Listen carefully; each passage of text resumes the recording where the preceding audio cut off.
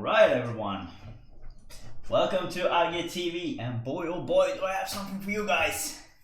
Well, it's Tuesday evening, it's 9:35 p.m. We're about to start some BSL Gosu League round of 16 Group C, and I'm casting alone today. Alright, so we got some heavy players in this group. We got Squall, old school TOT member from Spain. We got Ro16, IRK, Swedish national team player. We got Julius, I think he's from Peru if I'm not mistaken. And then we got Dark from Team Bull. And I think it's gonna be a very exciting evening, and I hope we got some really good games going here. I haven't actually looked that much on the replays yet, so I don't know the score. I just got home from work, so I had this set up in 5 minutes. So anyways, the first set is going to be between Squall and Ro16. It's going to be a CVP. Squall, of course, Zerg. Ro16, of course, Pradas. And we're gonna start off with the winner bracket, and right after the winner bracket we are going for the loser bracket as well. And I hope you'll enjoy this cast. So anyways, I'm Agi, I'm clan leader of Team IRK, and I'm also one of the admins or in the staff of BSL, of course. So right, are you guys ready to go for some serious games? I think it's gonna be a pretty interesting evening actually. So I'm gonna try and get the hype up during the games as good as I can. I just noticed here when putting up the replay that the colors on this set in this game is not gonna be very pleasant. Oh, that's a good emoji there, Lucky Noob. Anyways, alright guys, let's do this. I'm trying to learn this studio mode here. So anyways, here we go. Alright, so starting the bottom left corner, playing in the green color, it is gonna be Squall from Team Ash. And in the top right corner, playing also in the green color, is gonna be Ro16 from Team IRK. And if I do this, you see that both players will be yellow. So we'll just have to figure this out, guys. How to... yeah. I don't know how we're gonna see who is doing what on the map, but hopefully it's gonna work out, okay? So the map is gonna be Benzene, and this is of course a best of 3 all the way out. The whole group is gonna be a best of 3, so let's see how many games it's gonna be, but yeah. And seems like Ro16 is going for that gateway opening here. Meanwhile, we don't see an overpool yet, but there it is. There's the overpool. And there's the gateway. Now, some would say that you should put the gateway on the right side to make it link tight. I'm not sure it's going to be link tight on the left side, but we'll see. So it's gonna be 11 drones here, and there we go for the hatchery here. Now some say, it's a lot of some say, but although some, they say that if you're up against the gateway opening, the hardest thing to counter it is the overpool, because you're not gonna have the eco that you would have had with a 12 pool or a 12 hatch. So let's see here, it's gonna be one pair of Zerglings. Oh, he's going for 2 drones. This is a huge mistake, and the hatchery is so far away. So let's see here. Where is that first sellout though?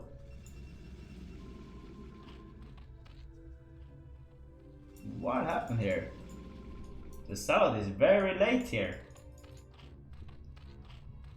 But it's on its way.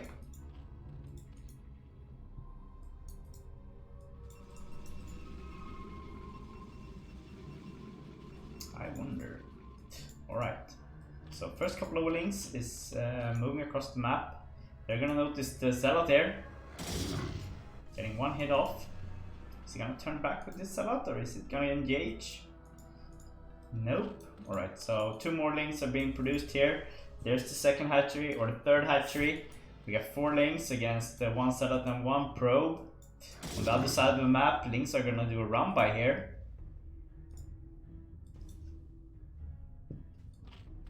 So the probe died. Now it's all about the micro here. So we got 2 Zerglings in the base here. Let's see if they can get a kill here. Yeah, nope, they won't. Let's see what this sellout can do here. He gets 1 drone. It's pretty good. And the Zerglings are here. Haven't killed anything yet. No. Still 0-0 here. And the sellout is still alive. Zerglings are still alive. The sellout's still alive. Takes a lot of APM here to keep those alive while chasing at the same time.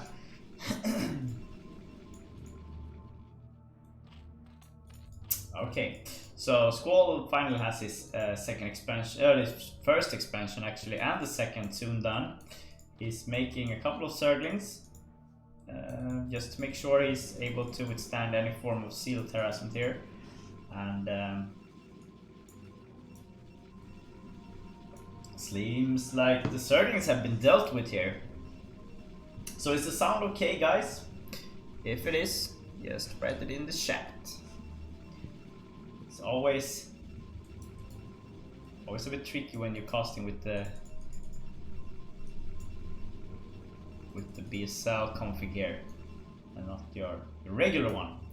So here comes the first 4 sellout actually. We don't have any more Zerglings. Okay, we have 2 pairs coming up here. Meanwhile, it's gonna be 4 sellouts against 7, 8 Zerglings. Let's see how the micro is here from Squall.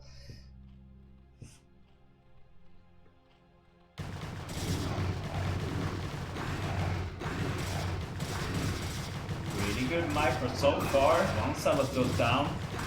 Second one goes down. Oh, did miss micro there from Squall. And all the Zerglings have been dealt with. Now, are there more Zerglings coming out here?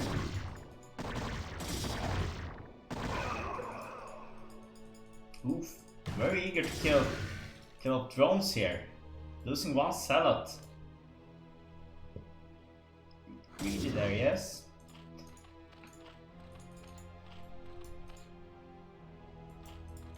Right, so we have the Spire here now. On the other side of the map, Stargate is done. The Overlords are turning back home. But is it too late? Are they gonna be able to get home in time? Or is the first Corsair gonna hit and kill at least 1 or 2 here? Oh, we got a Dragoon as well. Now this is a bit scary. Sellout out of placement here. Now can the links get in here? That's the big question. This is not link tight right now, and I wonder if this is link tight. So the first Corsair is out. 1 sellout is dead. 1 Overlord is dead, which means that Squall is now temporarily supply blocked. We got an Overlord coming out here, and another one over here.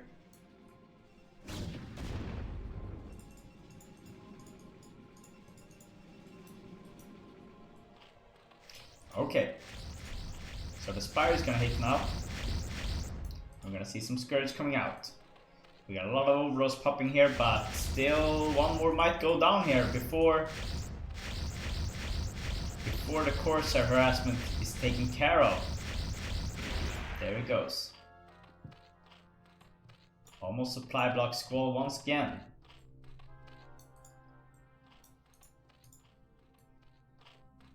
So first couple of Scourge out, and the Corsair is turning back home.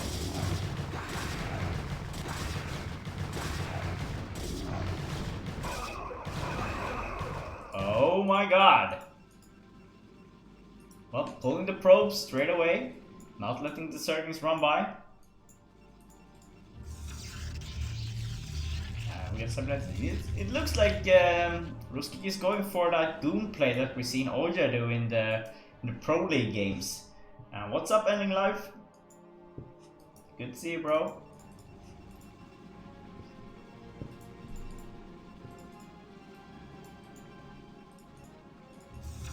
And there's still no cannons here by the mineral line, so the Corsair has to go down to the cannons over there, and ooh, it connects. Damn. Yep. So more and more Dragoons here. Interesting choice here from Ro16. So who do you guys think is gonna win? Write in the comments, to your right or left, depends on where you have it. If you think it's gonna be Ro16 or if it's gonna be Squall. We also have Helios and Dark in this group, so let's figure out who is gonna win.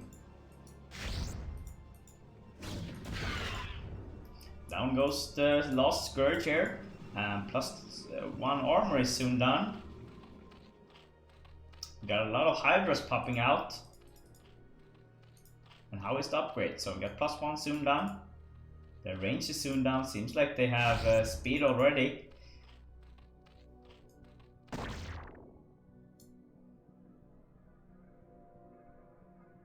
So we have 1 volt for Squall here.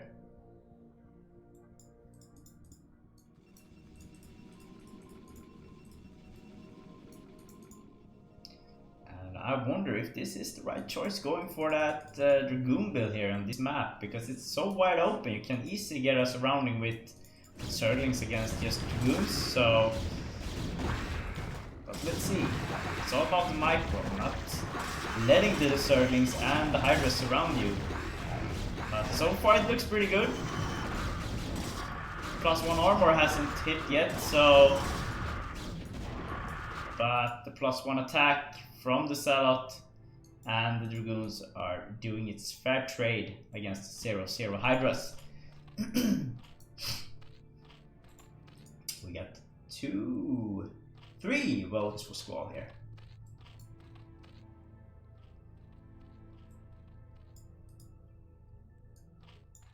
Of course, for everyone who's from the old school era, Squall, one of the legends from Clan TOT back in the days, Templar of Twilight, Spanish Zerg player.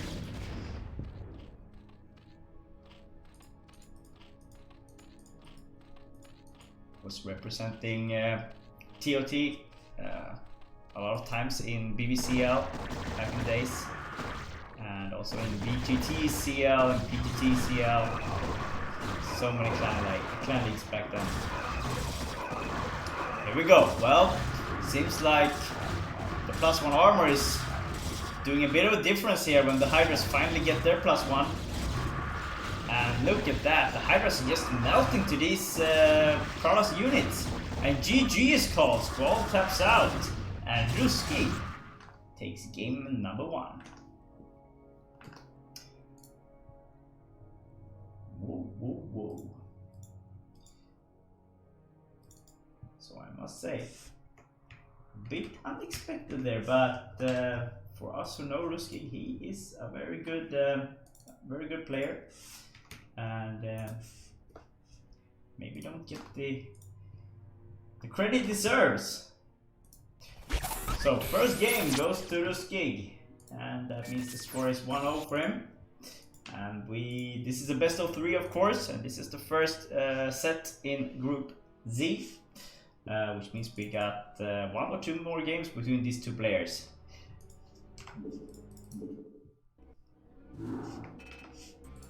So let's check here we got. So next game is gonna be on Eclipse, and of course it's gonna be PVC once again. Yeah, the DT is doing their hot work, you know.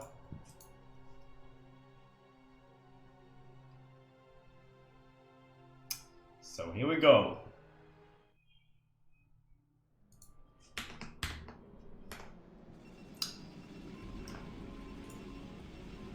Starting the top right corner, playing the green color, is gonna be the Swedish Pros player Ro16, and in the bottom left corner, playing the brown color, is gonna be Squall.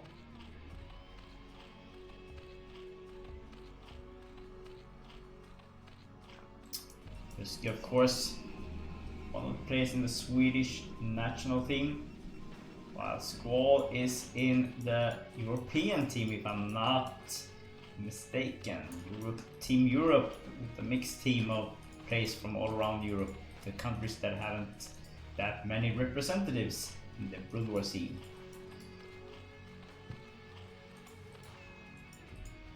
But he's also representing Team Ash, of course. And he's been playing a lot of BBCL games for them. And doing good as well.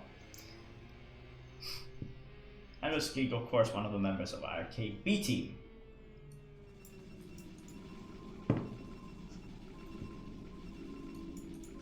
Now I know a lot of Pros players has been complaining about this map because it's a pretty hard map to wall on, and I think this pylon is one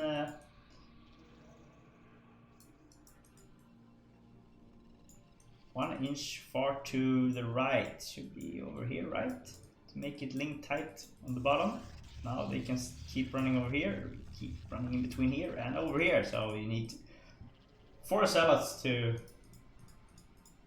have a link tight wall here. So let's see, Squall is going for 12 hatch this game. Far better choice against the gateway opener.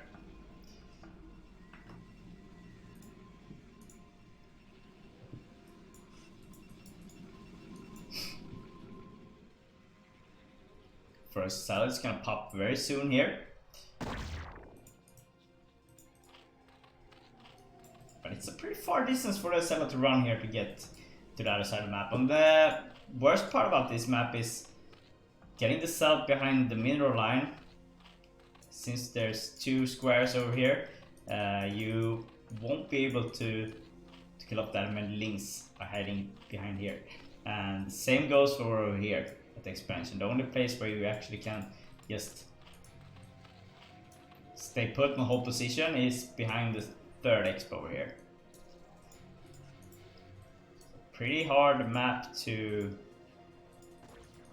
go for a gateway opener here. You need to do damage. You can't just keep the 3rd player focusing on your sellout and dropping focus from his build.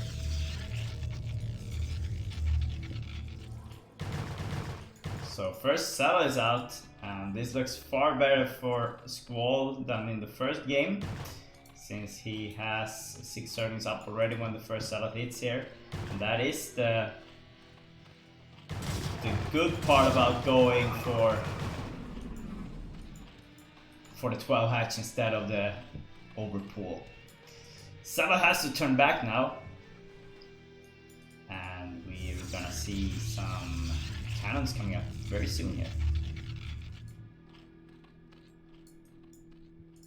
We don't have link speed yet, so, and we don't have anyone farming gas either. So where? Okay, there's the link speed finally. Starting to upgrade.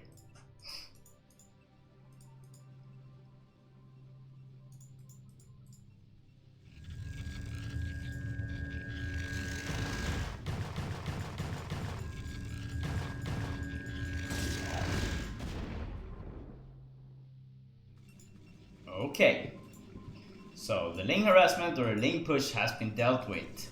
They didn't break through, they didn't get in there, and wow, it's actually building more servings here. I I am a bit surprised. He's so low on drone count. And he still is only farming with one drone. Meanwhile, on the other side of the map, we had Cybernetics Core coming up already, and seems like Ruski is a bit ahead here. He has the +1 going. He has a lot more gas than Squall does. We see an Evo Chamber coming up here. Is this gonna be a Hydra push play? He's still not farming any gas, so I am curious. Alright, so there's the Hydra upgrade, or the range attack upgrade.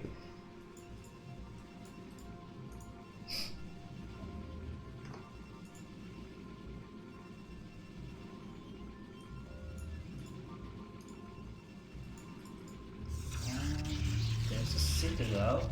There's no Stargate yet. 2 gateways are being built in the expansion here, so it's gonna be a hidden gateways. Oh, it's 3 gateways actually, and I think the Squall thinks that it's gonna be some kind of Corsair harassment, but the Stargate is nowhere to be seen here. And first Overlord goes down, and once again Squall is gonna be supply blocked. Things running towards the expansion here, noticing that they can't get in. Look at this, +1 is soon done. I think the Squall should be on his toes here, knowing that when the +1 is so early, there shouldn't be any Corsair harassment, which means he has walk in the park if he goes for a Spire here and some Muta build. But here we go, that's a lot of sellouts. And the legs are halfway done, +1 is soon done.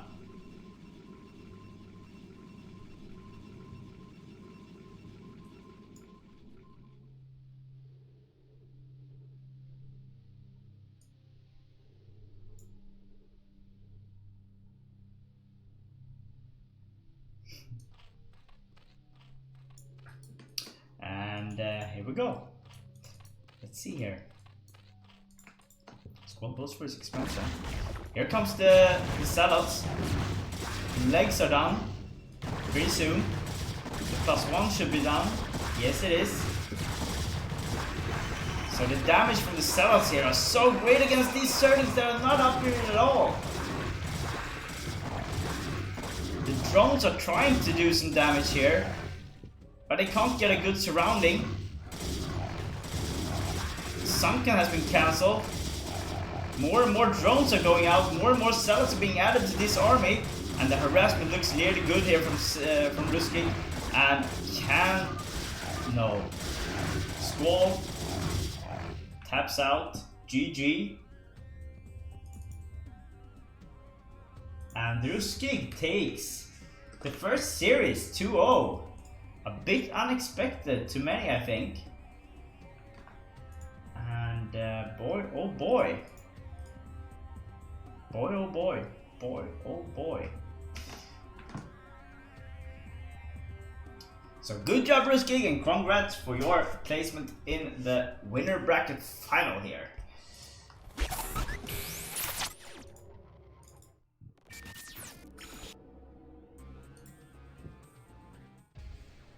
Two-0.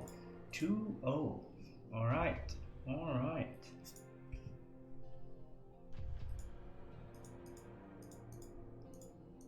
So next series is gonna be between Julius or Axino. I'm not sure how you pronounce it, but I think it's Axino or Julius against Dark, who's from Team Bull. And the first game is gonna be on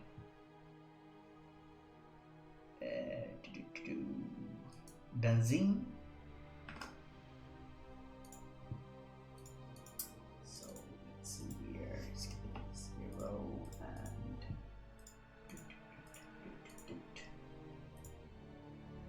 that seems right. So are we ready for this? Yeah. Paras is just raping it this season, right? Crazy. Yeah, it's best of 3, of course. And here we go. Transitioning down. Starting in the top right corner, playing in the white color or the pink color, it's Bulldark. And in the bottom left corner, playing in the white color, it's Axino. I think they're both from South America, so shouldn't be any lag worries here.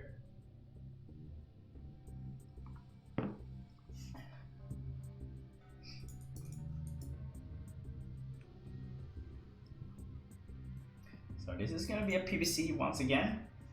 So we don't have any Terrans in this group.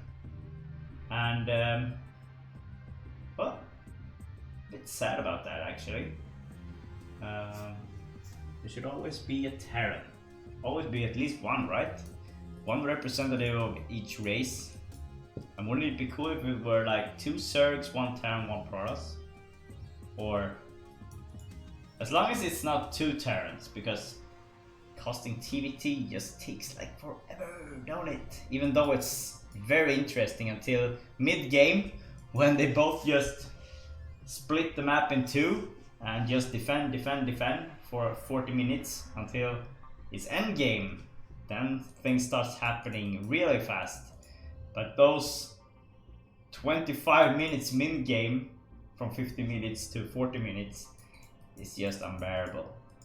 You see 1 turret pops out, you see 3 tanks pops out, you see some vultures laying some mines in front of the tanks. Then you see a couple of raids just going front and back, trying to chase the other guy's raids. But yeah. Alright, so, oh, this is interesting. We got a forge opening here, but looks like Axino is going for a pretty interesting opening here. I'm thinking it goes for an 11 Forge, then an 11 Nexus. If I'm not mistaken, you should usually go for an 11 Nexus than the Forge, but this is a more defensive style play. Not knowing what the Zerg is doing. Because here comes the scout, and he's gonna be hitting his head that he didn't go for a gateway before the cannon here. But better safe than sorry, right? So anyways, welcome to Aggie TV. This is a BSL10 Gosu League cost. This is the round of 16, and this is Group C.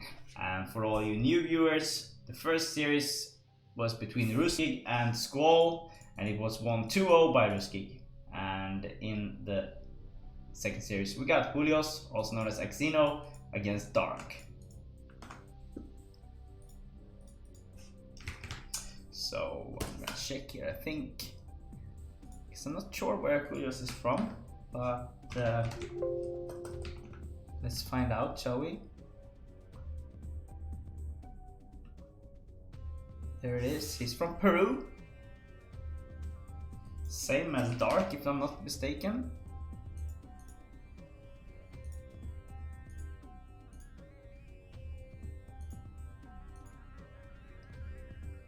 I'm not sure. I am not sure, but I think so.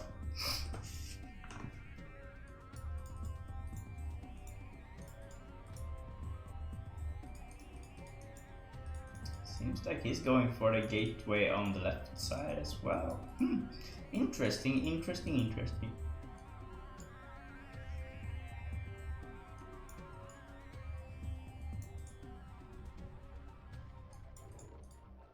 Okay, so we got a hydro play here. There's no lair anywhere to be seen here. So this is a straight up 4-hatch hydro play.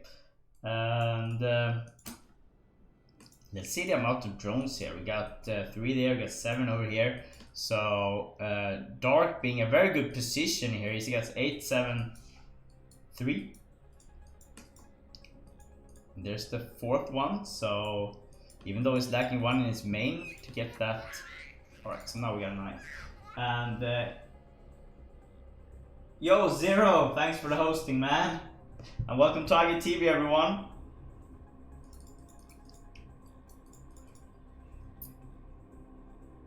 It always helps, bro, it always helps. Mr. Zero, head admin and founder of BSL. Say hi to him, people. He's the master behind all of this. Without him, there wouldn't be so much quality games to watch every week, almost every day as well nowadays. At the moment, at least. Because this week we got 2 Gosu League casts, we got 3 Chobo League casts, and we got 2 Pro League casts. I mean, that's 7 casts this week from BSL material. So it's awesome. It's awesome.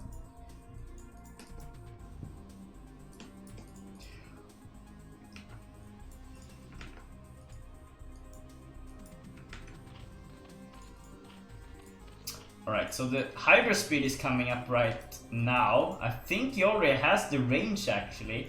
So, but is it gonna be too late? The speed is gonna be down for the sellouts. The +1 might not finish here. And if he loses this forge and don't get the +1, then Dark is gonna be in a very, very good position here. So let's see here. Axino immediately putting up a lot of cannons.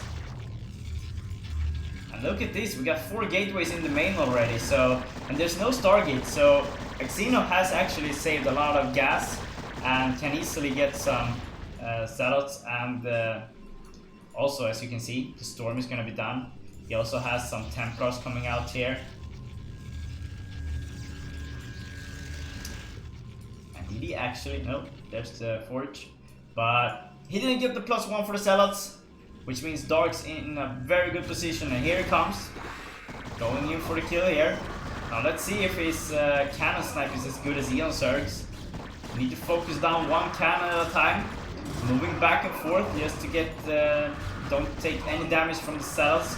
The sellouts, of course, with no +1 is not gonna do the same amount of damage that they usually do. And there's just more and more Hydras coming in here.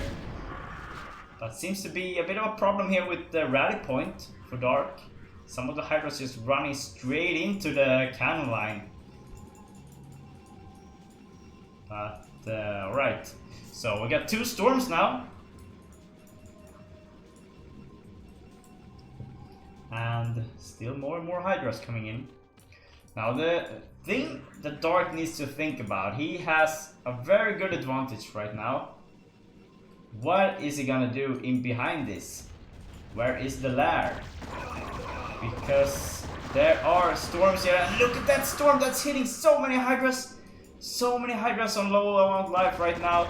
There's still 1 more storm here. And it hits perfectly. Kills off more Hydras. And the little bit of advantage that Dark had is now gone.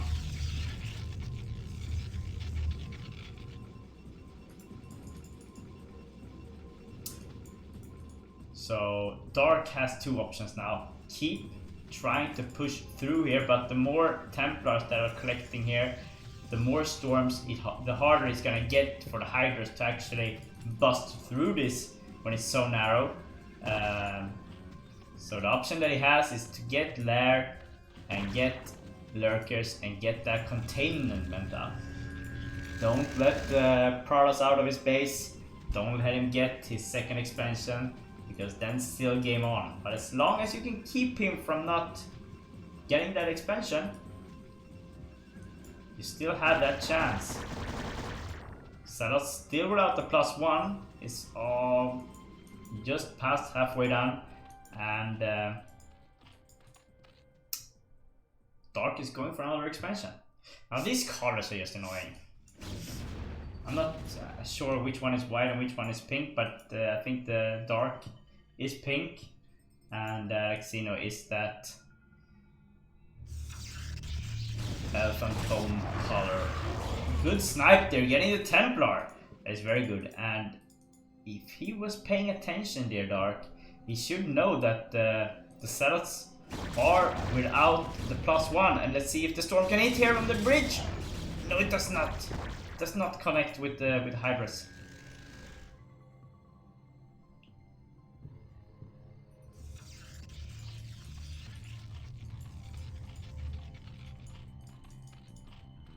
Okay, so we got Spire and +1 for the Hydras coming in. Meanwhile, Xeno trying to take another expansion here. He still only has 1 Templar. And, oh, there's 2 more. We're almost with 2 storms. So Xeno is in a very good place right now. He should be feeling very comfortable with all these Templars, as long as he can keep them alive. Remember, the storms are to no use if the High Templars dies. That is going to be the most important part here, to not lose your Templars to these Hydra snipes. And on the other side of the map, we still don't have any lurkers. I don't see any lurker upgrade either. It's still going to be a Hydra play. Is he fancying going for some mutas here? Seems like he's going for the mutas instead. And thanks for the follow, Skoger.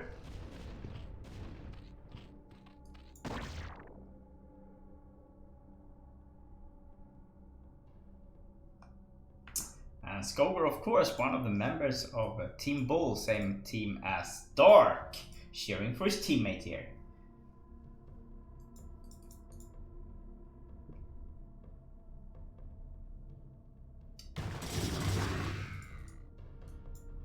So, where are those Mutalisks? There they are. We have 5 of them, 6 coming up. Now these guys really need to pick off the Templars before the Hydras can do whatever they need to do. Because unless he can kill off the Templars, this army is going to do way too much damage. And he can't afford to. Whoops! Need to control your Hydras there, Dark. So here comes the Mutalisks. Still no Lurker update. Got a couple of Zerglings, but we've got more and more Hydras being produced here. And there's actually 2. There's only 2. We got a 3rd one here in the expansion. But only 2 walking with army here. And is 2 really enough? Well, if Dark keeps his units like this, it's gonna be way enough. But it's 1-0 against 1-0-0. So let's see the storms here. Alright. Taking the easy road here. Oh, here we go. Mutas coming in to snipe the Templars. And the Templars goes down. But so does the Mutalisks here. Another Templar goes down, and this is huge. There's no Templars left on the map now. 4 Templars are dead and gone. And there's only 1 Templar left on the map right now.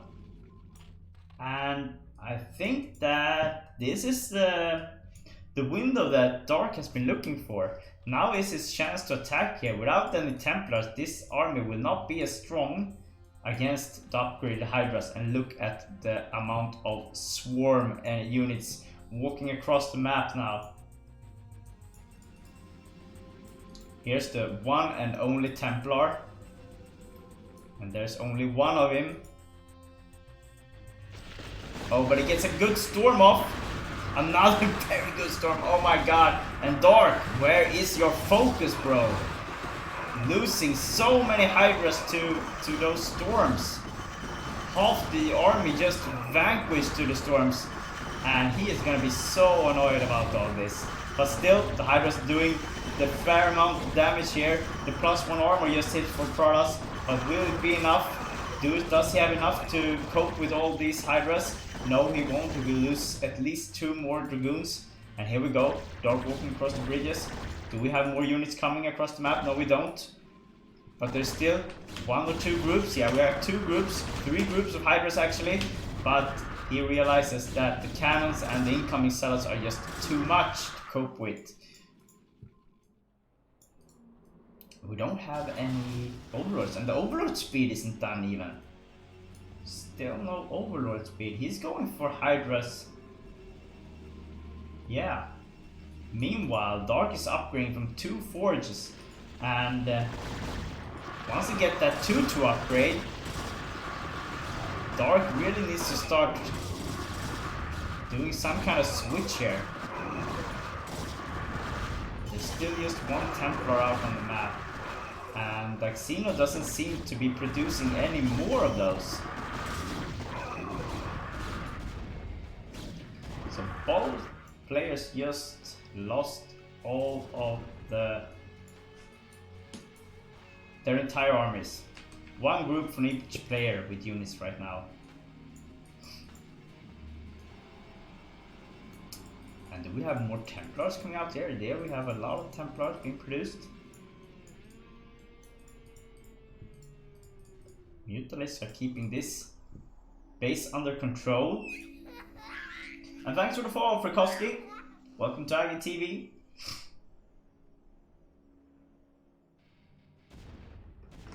And thanks for the raid, Oja, with 55 new viewers. And welcome to IGTV.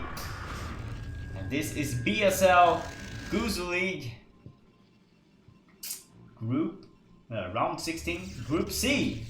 And we got Ro16, we got Squall, we got Xeno here, also known as Julius, and we got Dark.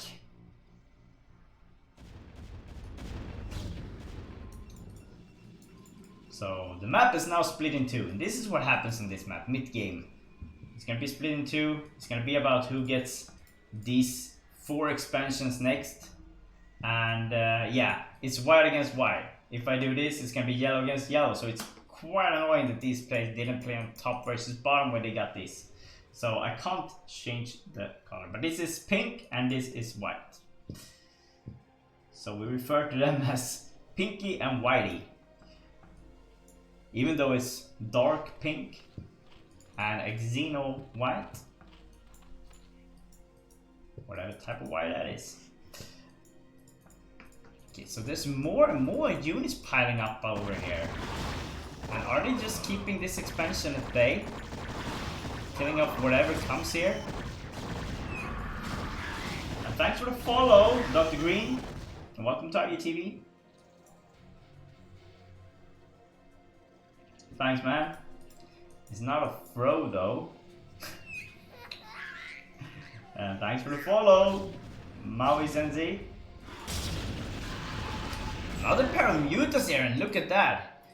Managing to get the storms right over the observers, killing one of them. That is going to be very good.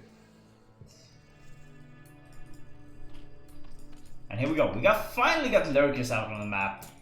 And well, Dark getting his army back up. But is the upgrades here from Xeno too much to cope with? His Zerglings are on 0-0. It's a 2-0 upgrade. We don't have Hive Tech, so the Zerglings don't have Glance yet, which means they're not gonna hit that full speed. Oh, and the Hydras have actually moved down the ramp. They're so eager to get in the fight. They're actually gonna be killed off right now. The entire Protoss army is going for this expansion. Meanwhile, Xeno is taking this expansion as well, so if he gets that one up, Dark is gonna be in a very, very bad position. He needs to do some damage with this yet, but without Hive Tech, what can he do? Thanks for the follow, Dark. Welcome to IGTV. There's still no more upgrades here from Dark. And he is going for defensive play right now. And this poor drone is just gonna see the dark side of the map. And here we go. Alright. Dark moving in here. And he actually puts his lurkers on the low ground. That is not a very good position to have your lurkers on to fight from when you're against this Dune heavy army. And now Xeno is going down to the low ground. These players just loving the low ground right now. I guess it's because you're so quick to get down there, right? Anyways, Axino has to pull back. Does he have any storms left? He has one storm over here. He has a couple of more, maybe over here. He's 1, 2 storms. Might be enough. But these Zerglings, without the glance, without any form of upgrades, are just gonna be so killed off, even by the Dragoons with the 2 upgrade here. So right now, Dark is in a very, very tricky position, and how is he gonna be able to get anything from here? Here we go. This is the small army that Dark has right now, and that is not enough. There are no observers though, and it seems like this expansion has been cleaned up as well. So no observers. Where is that robotics? It's over here. There it is. Observers coming out now. Whoopsie! Lurkers being targeted. Once again, the upgrades for the Protoss is doing the big difference here.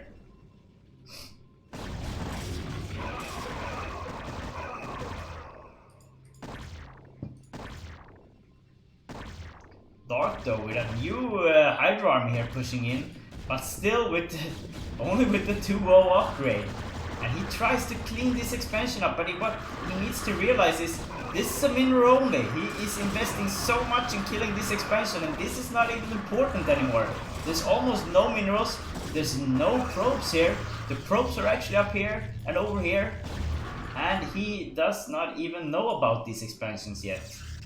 And this hatchery is gonna have a hard time. So GG is called. Dark taps out, and Julios takes game number 1.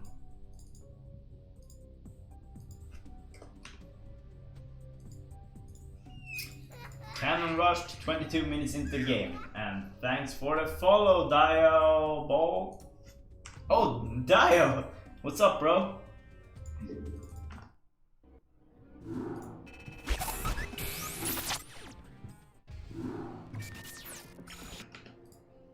So, game number 1 goes to Julios. And the second game is going to be on Optimizer. And it's PVC, of course.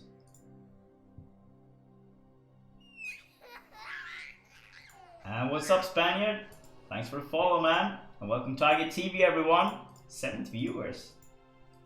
Very, very nice.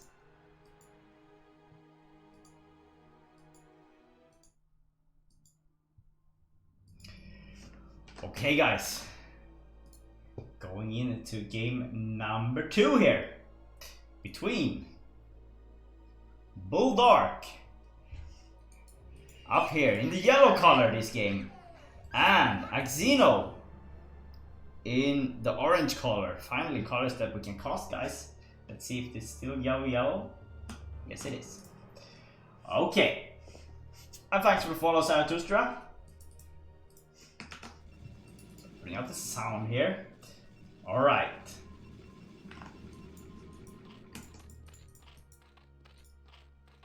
So the first game, wow, some seriously good play there by Axino. Even if he was having a hard time. Even though Dark was only going for Hydras with the +2 upgrade for attack and a couple of mutilates just picking off Templars, he really did a good job. I mean, those Zerglings that made a pretty good wall for the Hydras actually did more damage than I was thinking they would. But in the end, the Protoss upgrades are making the big difference as always. And when they hit that 2-2 upgrade with the 2 armor and 2 attack, it's gonna be so hard with 0-0 links. Without the glance, it won't even be possible. They will just melt to those salts. Yeah, I think Dark is a Zerg player. If you're not referring to, there's Dark from that other clan? EF, Eternal Friends, I think. Isn't there a dark, or is that Darking maybe from EF? Anyways, he's a Paras user. Okay, so this Dark is playing PvC, CVP, and PvT. Respect! Oh my god, they are so different. That is gonna be a hell of a thing to practice for anything. Because those matchups are so different. Damn, that is respect. There is respect.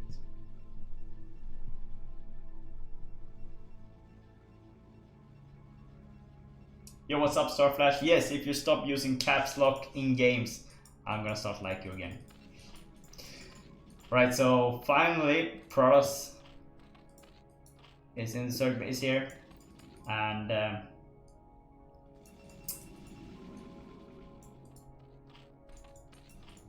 he's gonna notice that the pool isn't done yet, which means Axino is a very good spot once again.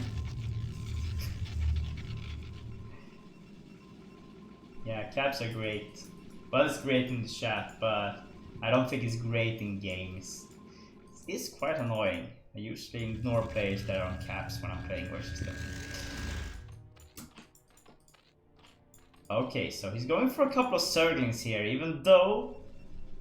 Well, he haven't scouted this yet, but he should know that there's no Salads soon, but... No, I don't.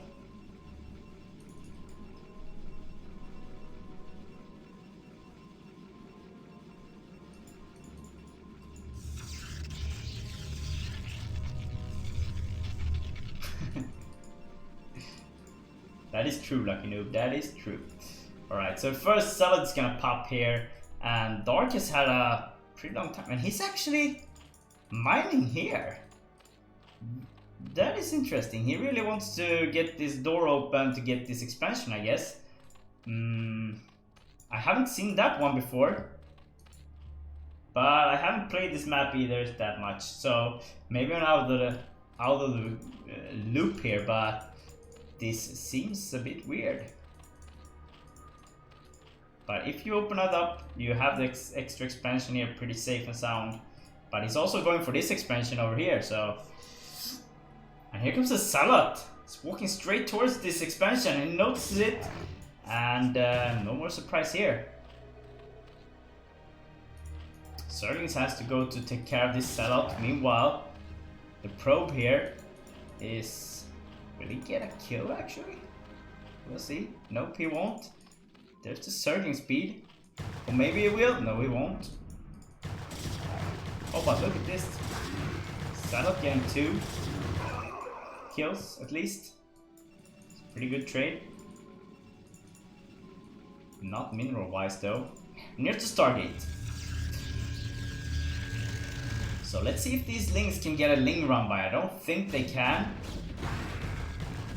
Well, they should be able to. Seems to be an opening here. But even though there's 2 cannons here, so they won't get far. Now it's tight.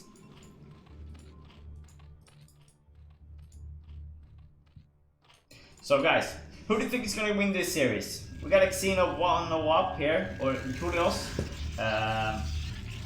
Do you think it's going to be Julius coming out on top here, or is it going to be Bulls Dark? Write in the comments to your right.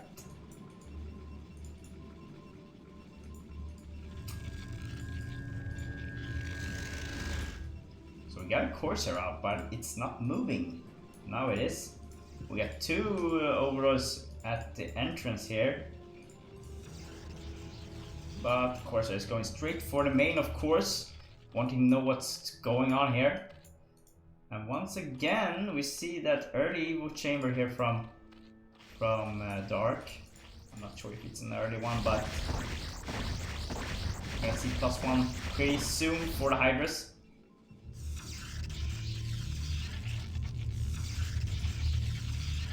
So soon 5 hatch Hydras coming. We don't have Lair, we don't have a Spire yet, so Axino doesn't have to worry about any utility harassment anytime soon, but still, well, taking that extra gas as well. Wanting to boost that gas. Maybe he's going for lurkers. Is that it? He's going for a Hydra bust and getting into that lurker play straight away this game.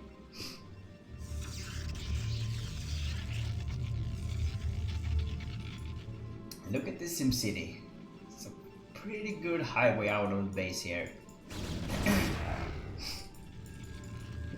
Perfect cannon placement. I love this. Love it, I love it, I love it. Well, +1 is done. The legs are done. The storm is done. The DT is out on the map.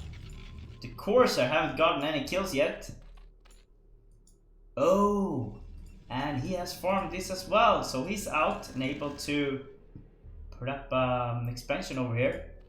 Meanwhile, Dark is also farmed out his wall and is now able to take another expansion. The Corsair notices this. I'm gonna notice that there isn't any expansion here yet, but there will be very soon. And we got +1 and we also got the overload speed coming up here. We got lurkers, lurker take, and once that lurker take hits, Dark is gonna be in a far better place than it was last game, but he doesn't have any units actually. Where is his army? You see this? This is the Protoss army here. It's 2 groups, units.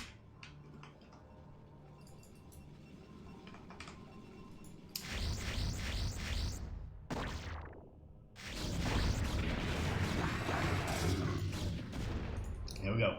Templars are out. We got 2 storms. 1 storm, actually. Only 1 storm.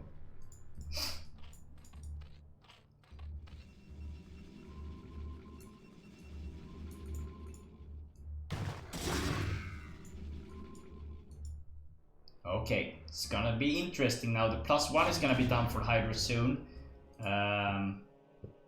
Range is not done for the Dragoons yet, and I think that's why Dark or Axino haven't started moving out yet. Just going out to push back the yellow army, but still waiting for that range and that +2 to hit. And this is gonna be a timed attack here on this expansion. But he doesn't have robotics yet, so there is no observer out, and these lurkers might block him from getting any damage done here. And now comes the Hydras, and we actually have two Templars outside of the base here. They're gonna be killed off. There's 1 storm. That storm hits, kills 500 halfway down, killing them. Dark now finally taking this expansion.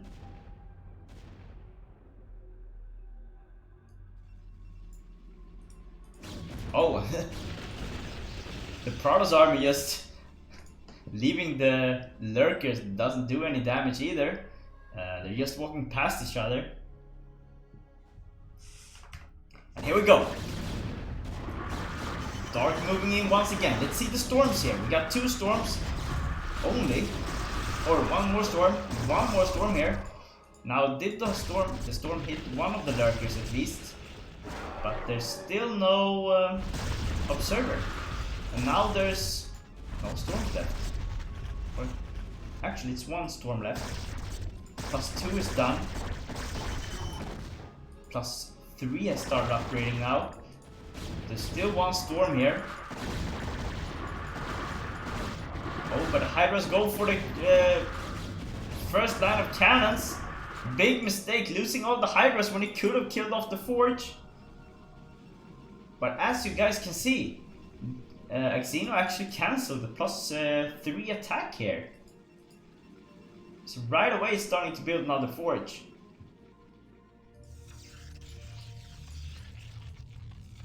So cancelling that out is gonna be pretty huge win here. Oh, look at this. We got a drop coming in from Dark.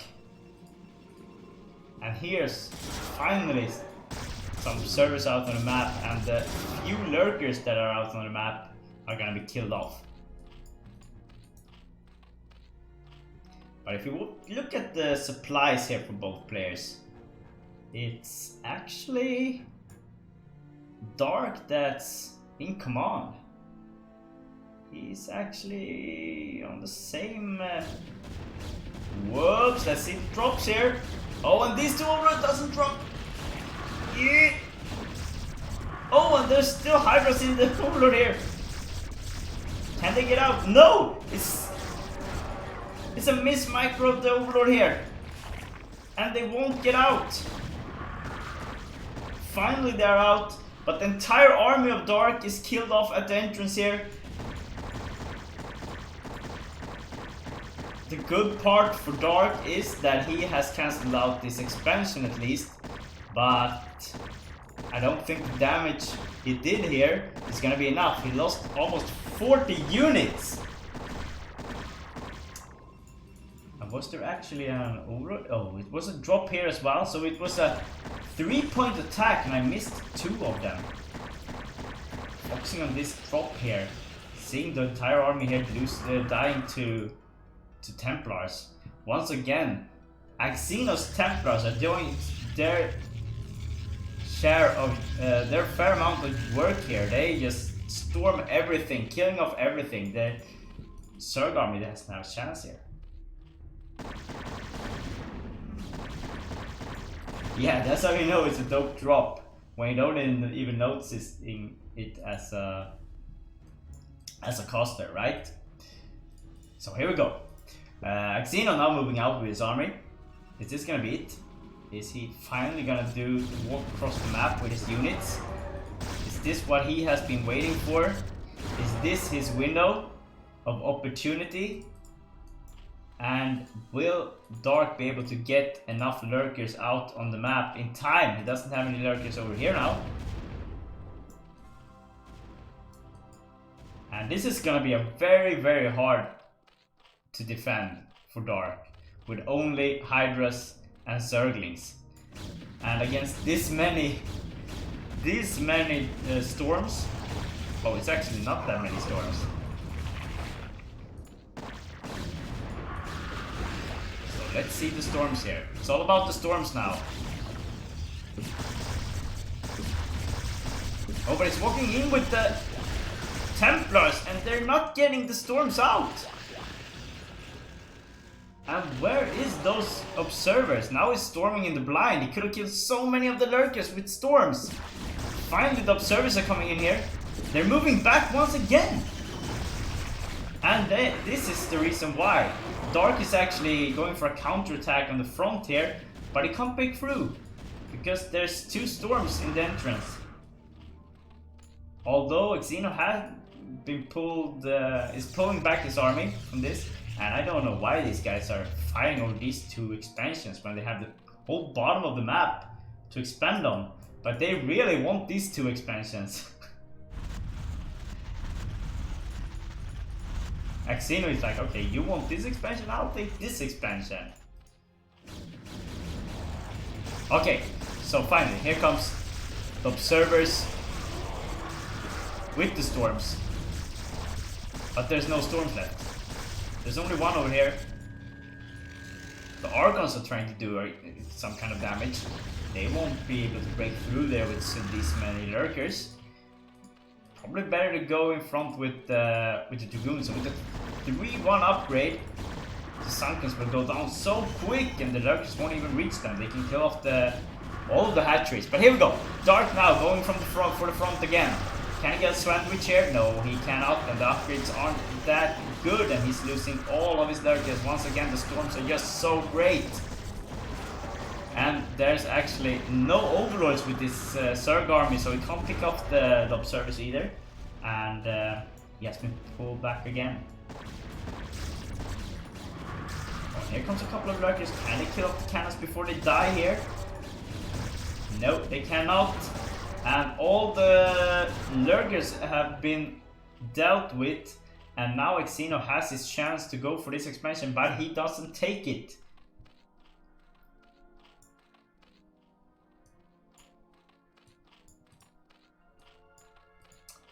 And do we have Hive yet? Nope, there's still no Hive. We have Zerglings coming out, but they have an 0-0 upgrade. He needs to get some carapace upgrade for these to be able to withstand damage, to be able to be a Lingwall, and he also needs Lance for them to make any form of damage. But right now, we don't see any upgrades here from Dark. Meanwhile, Xeno is upgrading both armor and the plasma shields, and this does not look good for Dark right now. He is 40 behind in supply.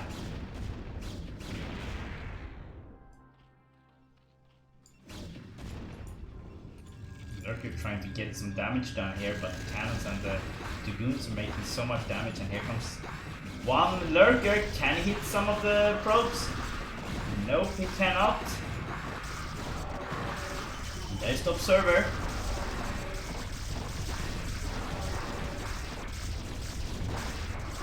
Well, he's trying. Dark is trying so hard to get some damage done here, but all of his attacks are being cleaned up so quick here from Dark, or Xeno. But at the same time, Xeno is in a very good spot. He still has minerals both in his main, his expansions, and he can just go down here and take whatever expansion he wants, because as long as Zerg doesn't do any upgrades, he won't be able to break this. And now with the 3-2 upgrade, it's GG. A DT snatched all the drones here and the expansion, and being down on only 2 expansions, that won't fly high. So congrats to Xeno on getting that second victory.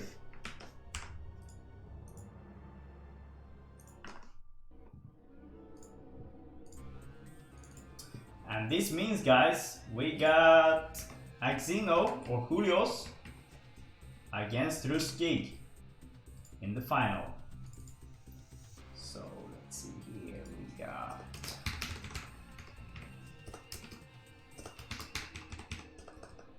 Julios. There we go.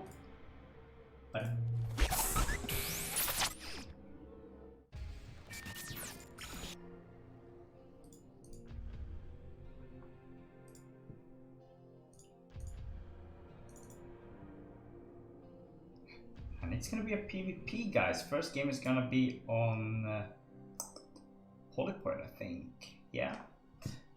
And let's see here, we're just gonna boom this.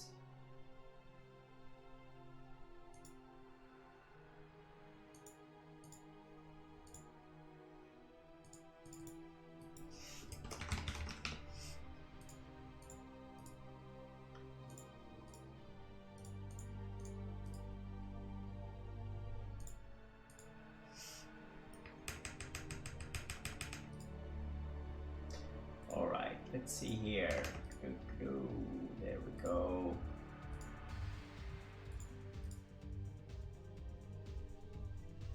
You guys ready for the winner bracket final? I think I am. Should we do this, guys? Why not? And this is IDTV. We are casting Bombastic Star League, Gosu League, round of 16, Group C. And as you can see, we have some interesting scores so far. Ro16 beating Squall 2-0 in the first series. Then we got Julios beating Dark 2-0. And we're now going for the winner bracket final. Whoever wins this is going to advance to round of 8. And the loser is going to have to play against Squall or Dark, the winner of those two. So let's do this. After this series, we're going to have a short break. And I'm going to get some water, because my mouth is just soaring up right now.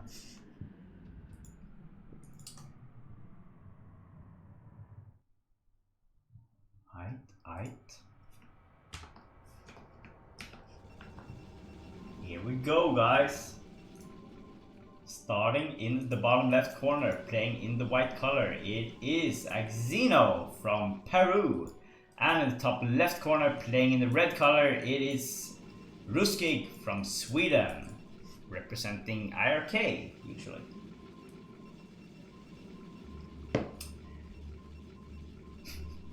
Well, if you're gonna get some water, bring some to me as well if you be a swell kind of guy, please. And for all you new viewers, don't forget to hit the follow button if you enjoy this cast. I will much appreciate that.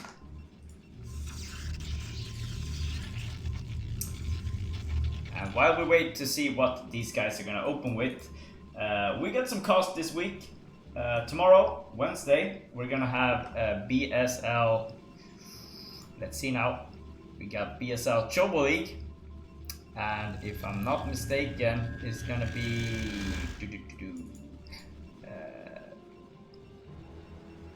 it's gonna not tomorrow, tonight actually. We got some Chobo League, and it's gonna be at 11 p.m. CEST, and it's gonna be Shafir and Cold Warp Gates casting Group A of Chobo League round of 16. And yeah, on Thursday at 2:30 p.m. we got me again casting Chobo League, and it's at 2:30, so it's afternoon, or 5:30, no, 3:30. Sorry, 3:30 CEST. I'm gonna cast Group C of Chobo League. And on Thursday evening at 7:30 p.m. we got Group D of Gosu League, gonna be casted by Master Ray and Snipe, if I'm not mistaken.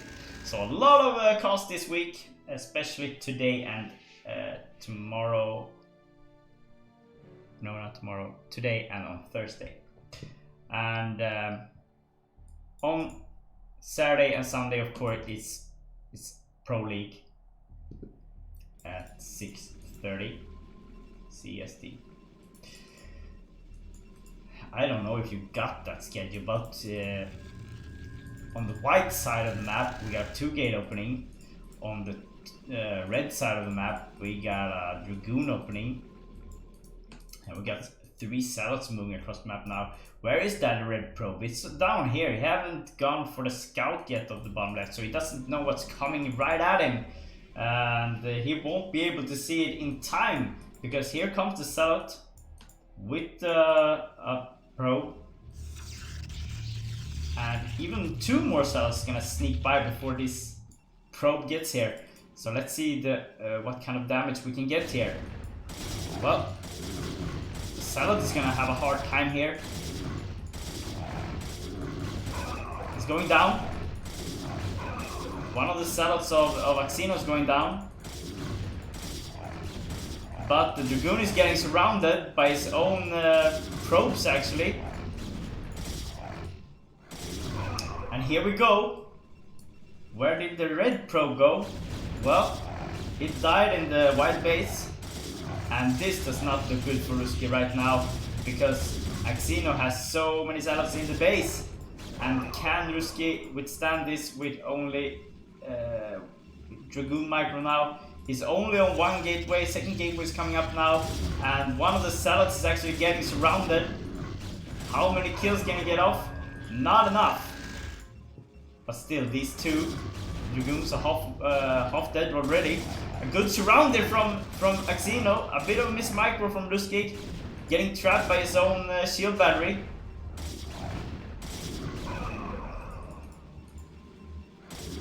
And right now, Axino is stacking so much minerals as well, but he's going for the goon switch now. So let's see how many probes can be killed here. Ro16 now down on 15 probes, and that is going to make a big difference in the long run. 1 more probe goes down. And where are these zealots gonna go? Alright, so Ruski now feels like, okay, I can go for a counter here, but we got 3 great gateway in the white base. Meanwhile, Ruski is just trying to get his back on his feet. And we got zealots here. Now, if Ruski has put the rally point in the white or near white base, these zealots can just run straight in and start killing probes. And that's exactly what Axino is planning here. Ruski notices that it's only 2 dragoons on the hill here. He doesn't move up the ramp. 4 dragoons going down here. Now how much damage can they do here? The range isn't done for Axino, so Ruski still has a bit of an advantage having that range. But Axino's so close with his own range right now. Here we go. One of the zealots is in the mineral line. He is doing a bit of damage here. How many kills can he get off? Doesn't seem likely he will get that many. But he did get one.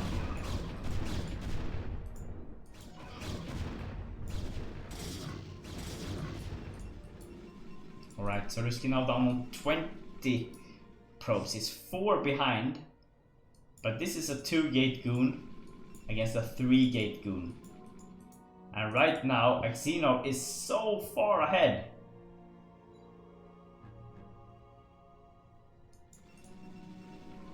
Yeah, I think he actually used the shield barrier on a probe to be able to kill the zealot. That's what you do. You can't lose any of those probes. Alright, so now we got 6 dragoons on the high ground against 5 dragoons and 2 zealots. Can the zealots get up here? No, it cannot. It turns back. Once again, he's going for it, but it's going to be so hard against high ground advantage here from Ruski. And there's the robotics. Meanwhile, on the other side of the map, Nexus is being built by Xeno. He's farming so much minerals right now. He has that upper hand with all those probes. He's still producing probes. Same for Ruski. And there's the support bag. Now what you need here when going for reavers is that the reaver actually has a hard time shooting scarabs from high ground. It actually has to walk down over here to kill, but once it's down here, it's gonna be spotted by the dragoons and it might die before he gets one of the scarabs out. Reavers are tricky that way. You might feel like, okay, I have a high ground advantage, I get my reavers out, but will it shoot in time before it dies? And how many will it hit with the first scarab before it dies? That's the big question here. But right now, Xeno has such a great advantage. Can he go for another expansion? Is that what he's doing? Is that the kind of player he is? Second expansion this early on. So the observer is out. Reaver soon done. Zealots being produced. Pylon is being built over here.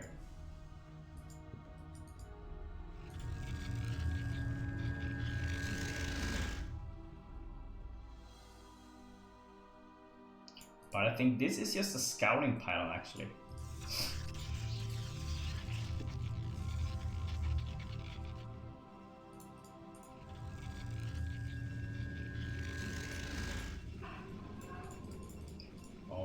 Here we go, we got a red observer seeing everything in the white base right now, and Ruskig is gonna be like, oh my god, he has an expansion up already. It's up and running. And where am I in my tech? Well, I can't even get out of my base.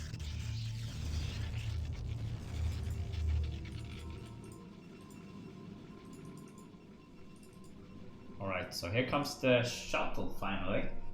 And it is actually raining outside. Cozy. Cozy being inside the warmth, right?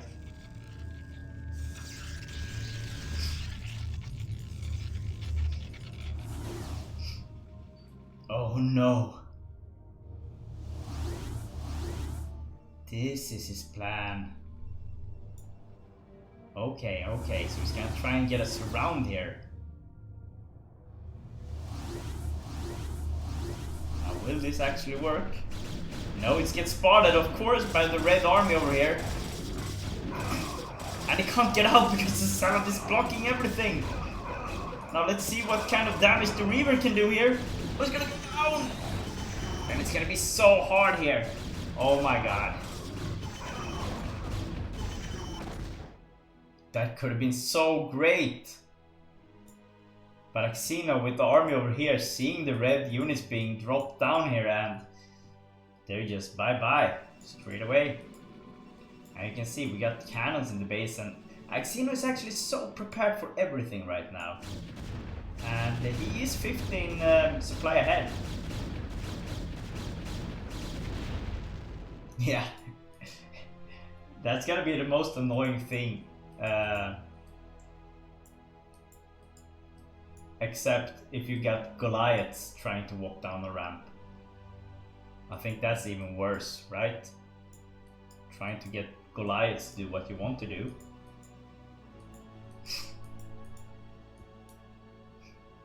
Okay, so here we go.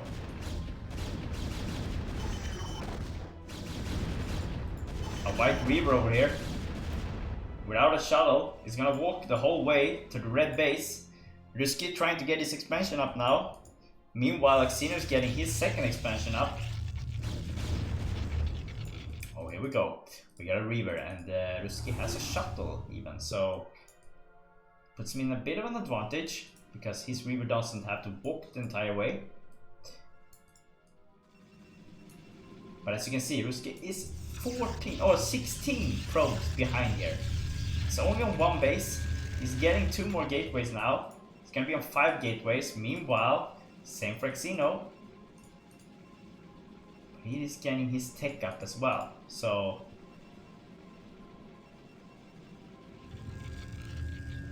I'm not sure if pro gamers are going Guardian Rush against Protoss, but if they feel like they have an opportunity to do it on a specific map, I guess you'll never be surprised what they do. Anything can go for them. So, but yeah, very, very rarely. Okay, so Ro16 finally gets a bit of damage done here. At least killing some of the probes for Xeno. The thing now is that Xeno is on a +1. Ro16 is still on 0-0. He doesn't even have a forge yet, so he is a bit behind here. And he needs to figure out to do something now. And storms might be the best chance he has, but right now Xeno is the one getting the storms. So storms, Reavers, what can you do against all of that? That is the question. There's still no forge.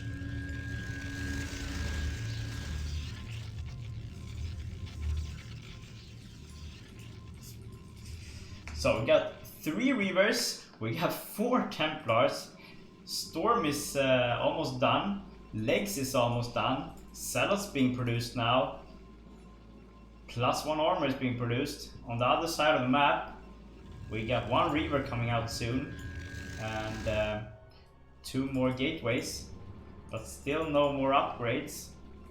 5 Zealots being produced, and yeah.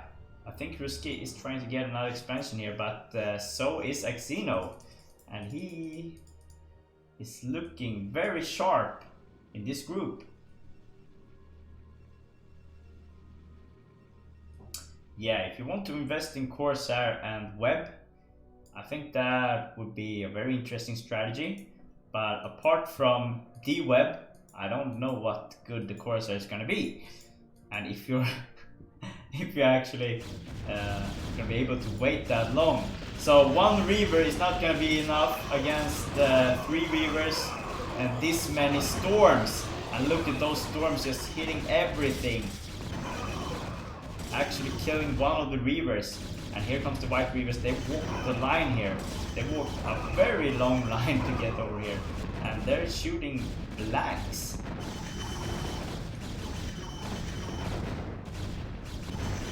Here we go. Right, White Dragoons now pushing up the ramp. All the Dragoons are dead. Here comes the Zealots. But the legs aren't done yet. And let's see the Scarabs here. They're killing off a lot of the Reavers. And the Red Reaver is actually doing a lot of damage. But a new White army is walking across the map. And that Scarab just killed it. All the Zealots are dead. Oh no, the Nexus finishes. That is so painful for Ro16. He's gonna lose this base, and if he loses this one, he's gonna be on 2 bases while Axino is on 4, and it's gonna be a very, very hard time and a long road to get back to this. Or even get a chance. The harassment needs to be real, and I don't think that Ro16 now has the chance to get back from this because his upgrades are not to be seen yet. And look at this. Look at this. There was actually a drop in the mineral line in the main here.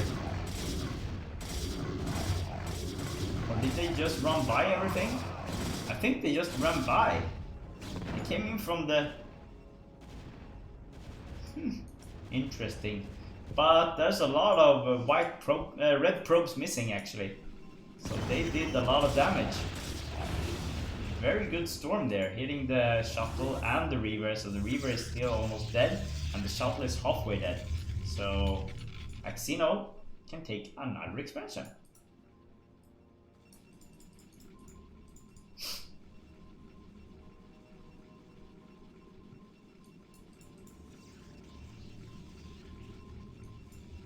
This is a very long PvP, guys.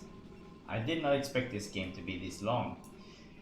Thought that Axino would kill it off in the beginning with his saddle push, but Ro16 is still alive. He's still hanging in there.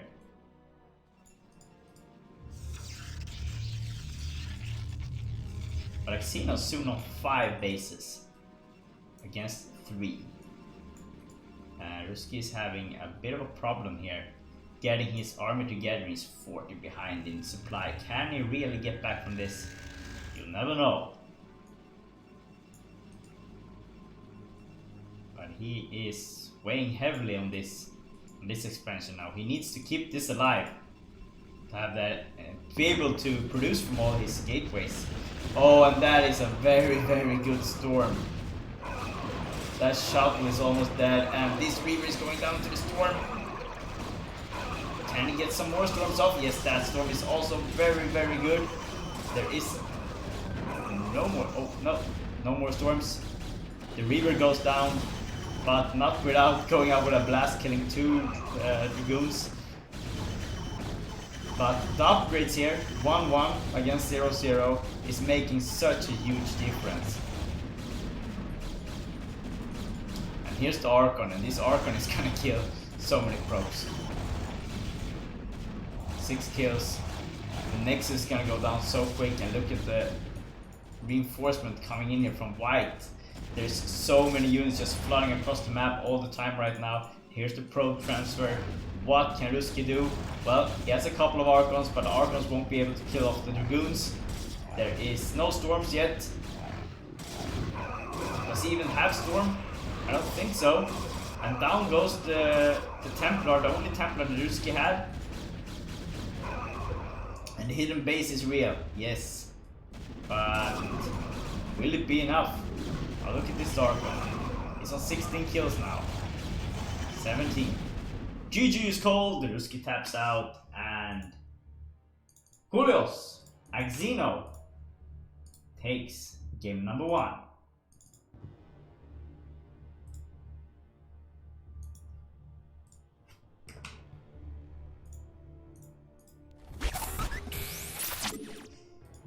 First game goes to Axino, and he has been playing very, very well this entire evening.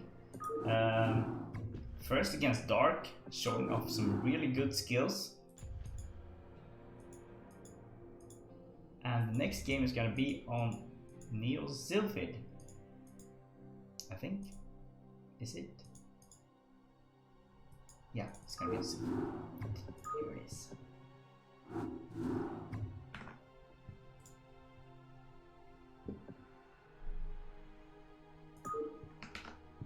Okay. Here we go. Well, one thing is for certain, as Gosu just told us, Protoss is gonna win this group. But let's find out which Protoss is gonna win it. Because here we go. Starting in the top right corner, playing the white color, it's gonna be Axino from Peru. And in the bottom left corner, playing the teal color from Team RK in Sweden, it's gonna be Ro16. Now I don't know Axino. If anyone knows his AKA, please write it in the comments. I'm not sure which clan he is from. Is he from Ayak or EF? Bull? I'm not sure. Oh, we're so out of order, guys. We're so out of order.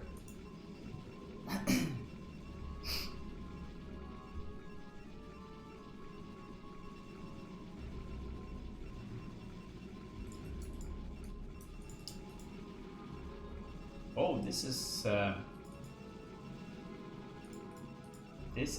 pylon block of the minerals. It doesn't get any of the probes, but the probes has to go round.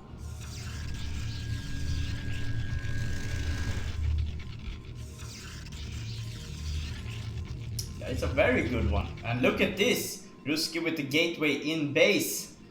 Meanwhile, Axin is going for a forge. Oh my god, this is gonna be so interesting. The forge is gonna be finished way sooner than the gateway. So the cannon will be up before the first cell hits. And it's all about the cannon now. So is Axino going for another cannon? No, he cancels it. He cancels it. And straight away Axino cancels out the cannon, and that was so sneaky of Ruski. Would have loved to see that work, but man, it does, right? But this is a very good pylon block, because this is so annoying seeing your probes just walking around and around and around. Well, he gets one of the probes inside this, and it's blocked. Or is this a teal one? It's so annoying. Can't really see what it is, right? Who it is. Nope, it's a teal one, and this is a white one. And this one is just blocking one. Was it worth it? I'm not sure. I don't think that there will be a cannon rush here because there's no forge. So this pylon is just to block this one probe from getting out. And oh,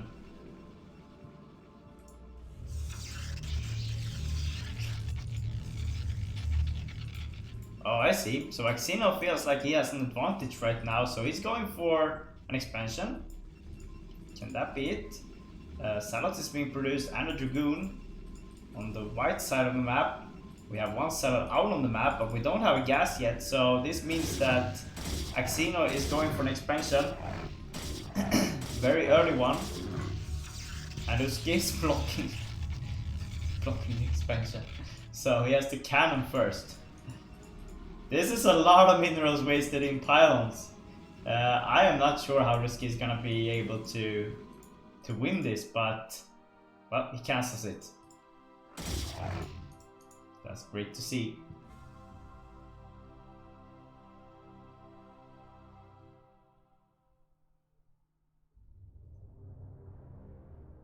Oh, I see. Yeah, of course. Oh wait, Axino is Yugox? Ah, yeah. And he's from Team Bull, right? I think it's Bull Yugox, or is he EF Yugox? Or DM Yugox? No, I think he's from Bull, right? And thanks for the follow, Jamie. And welcome to IGTV. We're casting BSL Gosu League, and this is round of 16, Group C. And we're watching the winner finals from this group.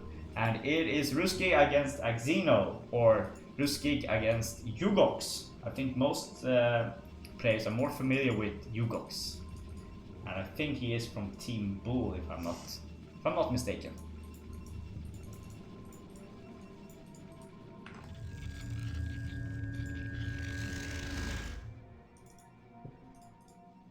It's pretty easy to get that answer though.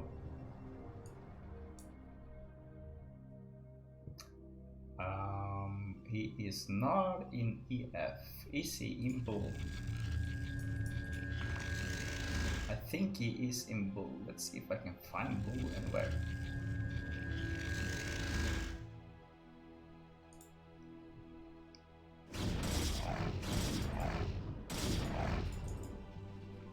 Oh, pretty good probe drill here. Perfect timing to block out that white salad walking into the teal base.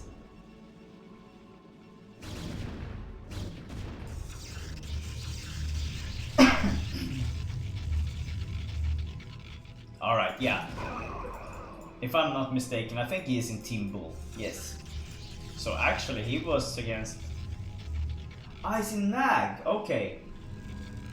He left Bull, yeah. I know I've seen him in the Bull lineups on BBCL. But okay, yeah. Team Nag, alright. So a bit of a rivalry there between Yugox and Dark, I guess. Dark being one of the Bull members, and Yugox one of the old Bull members, now in Nag.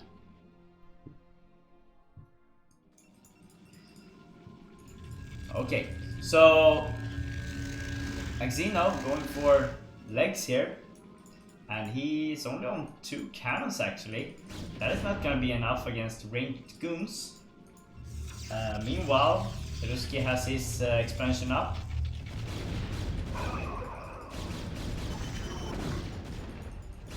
Well, that's good. Getting the first cannon here. Can he get the second one without losing any of the goons?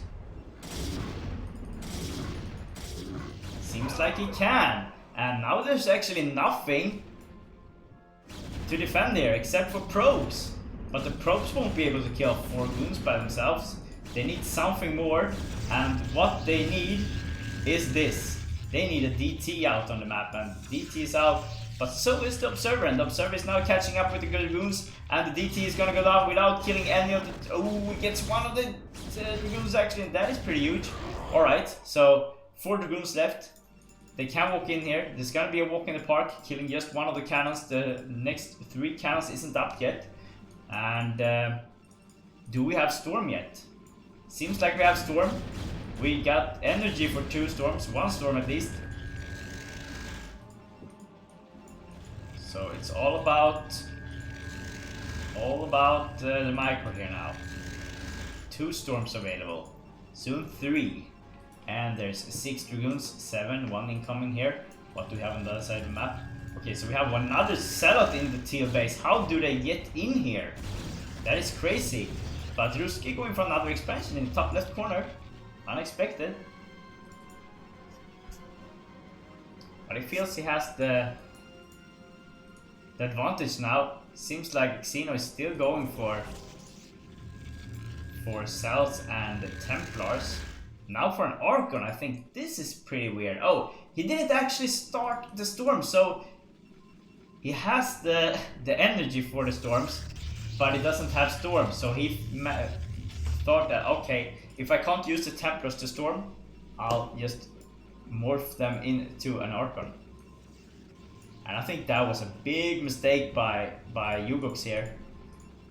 Should have kept it. Should have hoped that the cells would have made enough damage alongside the cannons and just waited it out. But yeah, probe transfer going all the way across the map here now. And look at this. Ruski with a pretty neat army on the other side of the map. The white army is also getting pretty neat, but Axino with 11 more probes. Of course, they take up a lot of space there when on 85 supply. The thing here is that Axino can't get out. With only Zealots and an Archon and Storms, he will have a hard time breaking out against all these Dragoons. It can be very hard to micro the Zealots, because once the Dragoons move back and the Storm hits, he's gonna hit all the Zealots and the Archon, of course. So it's gonna be very, very hard here. Once Zealot accidentally moves out, and that also gives Ruski the intel he needs to know that there's still no +1 from the white Pradas. And Ruski also has +1 coming now, and it should be done very, very soon, if I'm not mistaken. No, it's halfway done. And +1 is gonna be done for Yugos, like right now.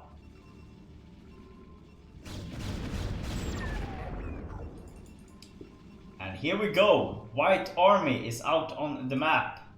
Finally breaking free. We got 2 storms. How much damage can they do? That is the question. Now let's find out where this white army is gonna go. He does not know about the top left corner yet. Does he? I don't think he does. Meanwhile, Ruski is taking... Is he taking another expansion? This is just crazy. Can he actually do that? Okay, so the Zealots is gonna scout the top left. Now, what is the response from Ruski here now? Is he gonna move his entire army over there? Or is he gonna counterattack? He's actually not moving anything. Okay, so he's going for the counterattack. +1 white army going for the upper left corner. Teal army going for the top left corner. Or where is it going? He's sending a DT. He's getting caught by the Dragoons. And Ruski is actually gonna lose his expansion. So cheap. And yes, this is what happens when you're not focused enough. And here is the counterattack. Ruski now with +1 as well. And I don't think that Yugos has range yet for his goons. No, the range is actually not done yet. So his Dragoons is gonna have a pretty hard time against ranged Dragoons, even with +1. So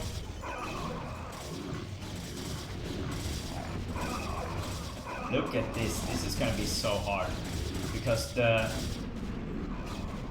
white army here needs to get so close to the teal army. Now the teal army is up the ramp, and the white army is not gonna be able to get up this ramp.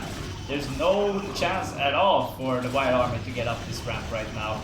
If not, the storms are so good. And look at this Archon, 21 kills right now. A little bit of mismicro here, and the Archon is most likely gonna die. Is this the hero Archon? No, it's not. He missed his opportunity there. Here's a teal Templar, and he's going down. So the teal attack has been dealt with now, and the teal army is dead. But if you look at the map, there's a new expansion up, there's a new teal army out on the map, and Ruski with 40 supply lead here.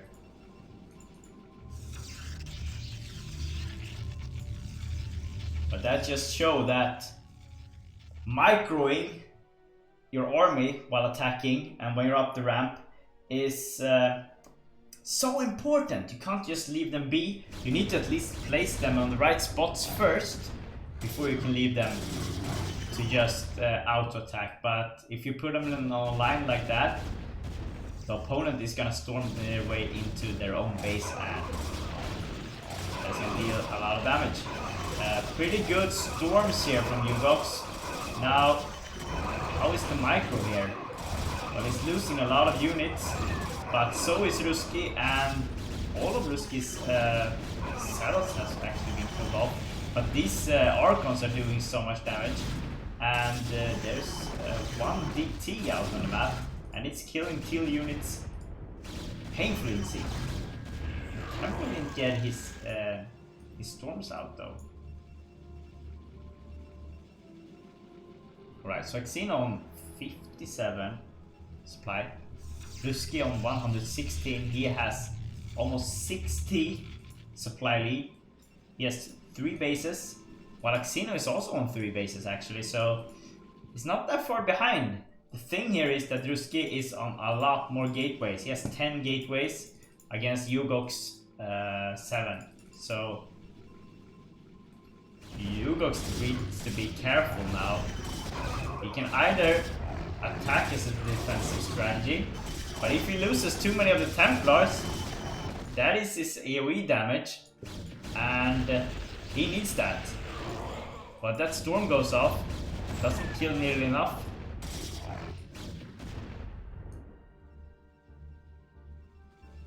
And with the Teal Observer still on the map, one goes down at least.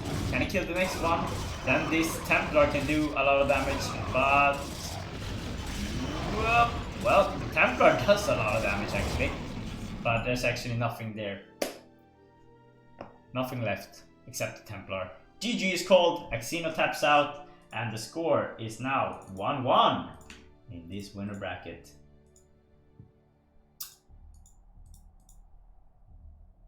Well played by both players, and we're taking us into the third game here. So, looking at the table, we see that oh wait, sometimes it actually doesn't upgrade. Here we go. We see that Ruski beat Squall from Team Ash, old school TOT member. We see Ugox beating Dark 2-0. Fierce rivals, former Bull member against recent Bull member. And then we got Ruski against Ugox now in the winner bracket finals, and it's a 1-1 score so far. So we got one more game before we take a water break, people. And this game is gonna be on Neo Sylphid 2.0. So let's see what we can get from this last game. It's a 1-1 score. Who do you think is gonna win?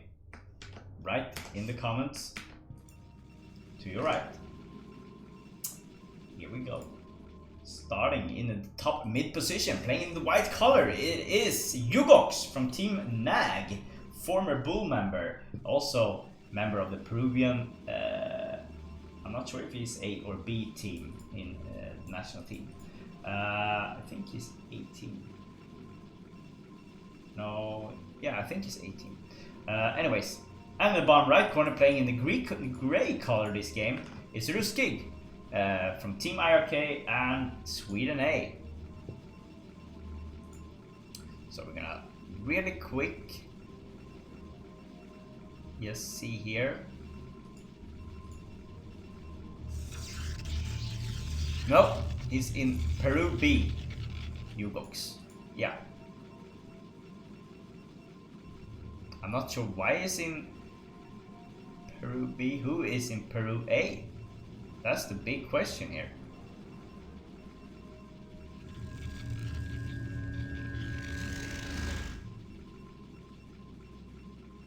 Who is in Peruvian Team A? That is the question. I would think that Gosu would be in the A team, but he seems to be in the B team. Or is it two Gosu? Oh, there it is. Dandy Terror, of course. Gosu, DMX, Stein, Castro, Xito, Uku. Yeah, okay.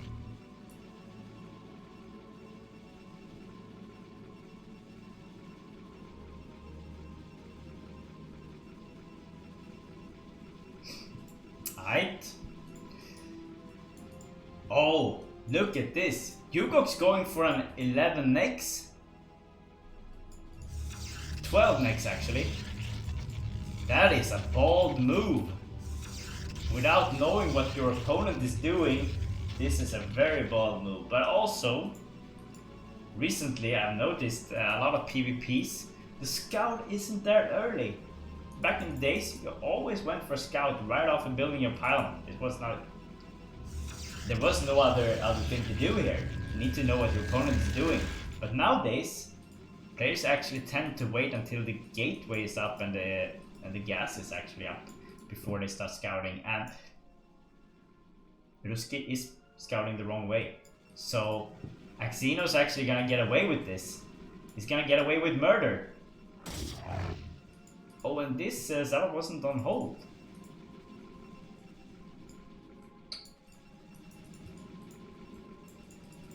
So it's gonna be a 2-gate. Oh, another Zealot.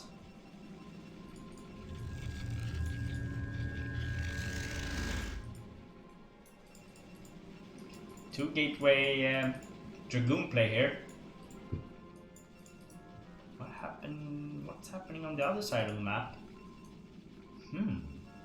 This is very interesting because there's no forge here.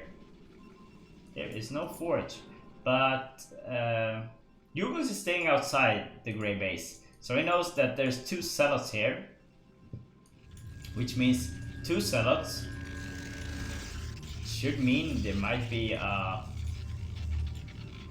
Reaver drop, a Reaver play, so he doesn't really have to be that worried, but he's putting up the forge now anyways. Cybernetic score is spinning like hell. Yeah, I wish it could, but they haven't played on TVB, so it's yellow yellow. And we don't want to cost yellow yellow PvP, do we? That's gonna be so hard.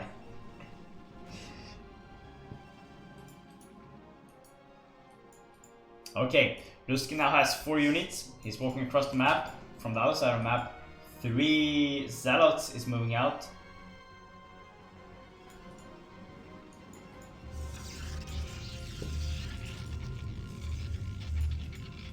And this is just, well, Lusky's gonna get his range up. Oh! Uh-oh! Oh no! You didn't!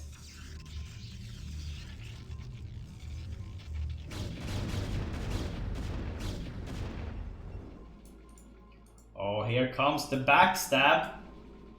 Backstab incoming. He's getting a lot of hits on the Dragoons though. Oh no, he waited too long. Cannons are up. But one of the cannons go down. And we got white walkers. I was always saying white walkers here. In the gray base. Meanwhile, how is the micro gonna be here? Well, he gets a bit of surround here. Oh, look at this, the Dragoons are going down so quick to these probes. And is the one actually gonna die? No, he's not. Alright, so what Ruski needs to do now is he needs to go on the offensive here. He needs to kill this off, but he can't lose any of the Dragoons doing it. Oh, he loses one of them. That's gonna be huge. Ruski lost like 2 probes it seems. Or 3 maybe.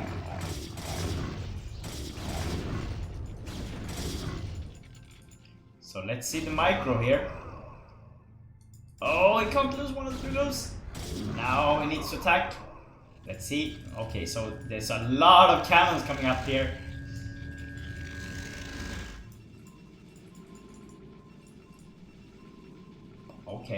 Okay, so we got legs incoming.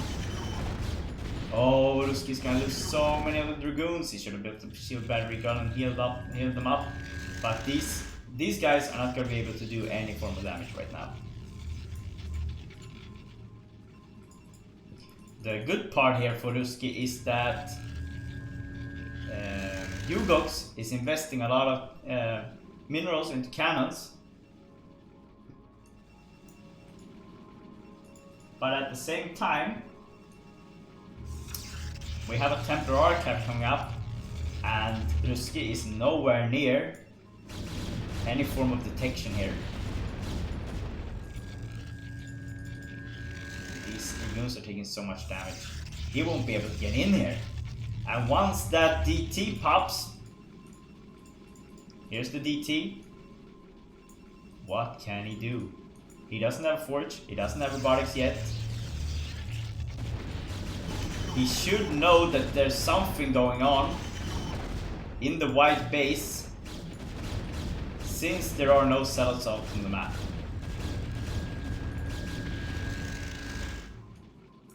But right now he is... well, yeah, he's missing probes on the gas and haven't been able to produce as many Dragoons as he would have wanted. And oh boy, he is gonna be hitting his head so hard after this game. 2 DTs are out on the map, there's no detection at all. And I think this is gonna be GG now. There it is. Mind Reader. Ugox, congratulations in claiming the victory in the winner bracket. Don't be sad, guys. We still got more coming up, don't we? Yes, we do. Because we still got 2 more series to cast. But this is the score from the winner bracket. Squall losing to Ruskig 2-0 in the first series that we watched. It was a PVC. It looked pretty close, but Ruskig played very well. Ugox beating Dark. Very close series as well. Dark losing almost entirely because he didn't upgrade his units and didn't want to go for Hive. And it went too long with only Lurkers and non-upgraded Lizardians. And in the winner bracket finals, we saw Ruski just play against Ugox in a PvP that ended with Ugox going out on top, 2-1 victory. We're gonna take a short break, guys. I'm just gonna go get some water and something for my stomach, and gonna be tops 3 minutes. Okay, so stay tuned. We're still not done, guys.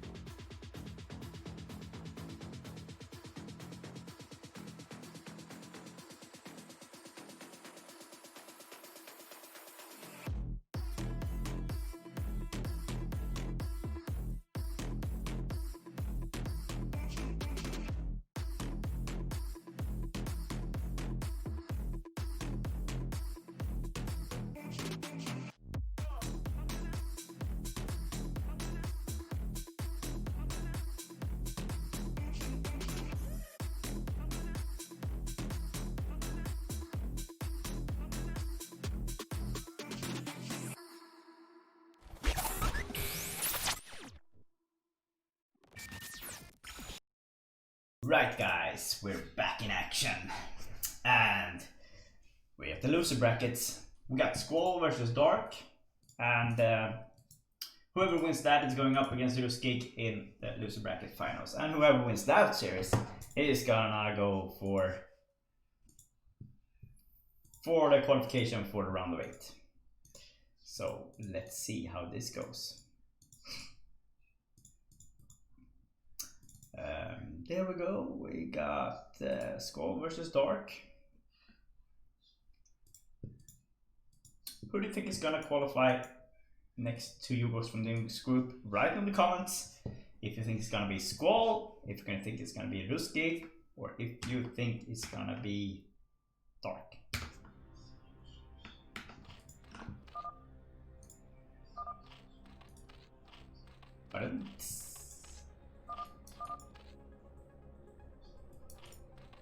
Starting in the bottom right corner, playing in the purple color, it is Squall from Spain and also Team Ash. And in the top left corner, playing in the yellow color, it is gonna be Dark from Team Bull and Peru. Finally, colors that we can cast, guys. Isn't this a happy surprise?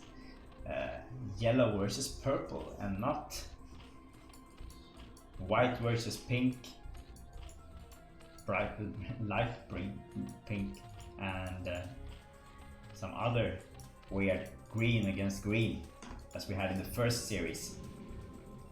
And yeah, this is gonna be a PVZ, and we see Squall playing Zerg and Dark going for Pradas this game. Dark, who has been playing Zerg against his opponents in the winner bracket.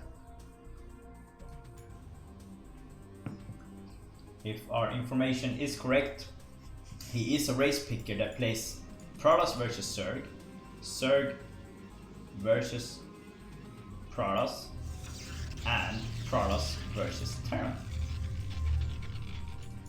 Or just let that sink in a bit, will ya?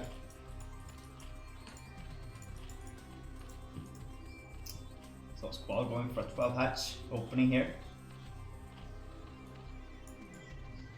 Meanwhile, we got two probes out on the map. He really wanted to know what's going on here, and oh, he doesn't cancel the forge. He goes for a forge before. Could have gone for that early nexus now that he knows that there's no spawning pool. But better safe than sorry, right, guys?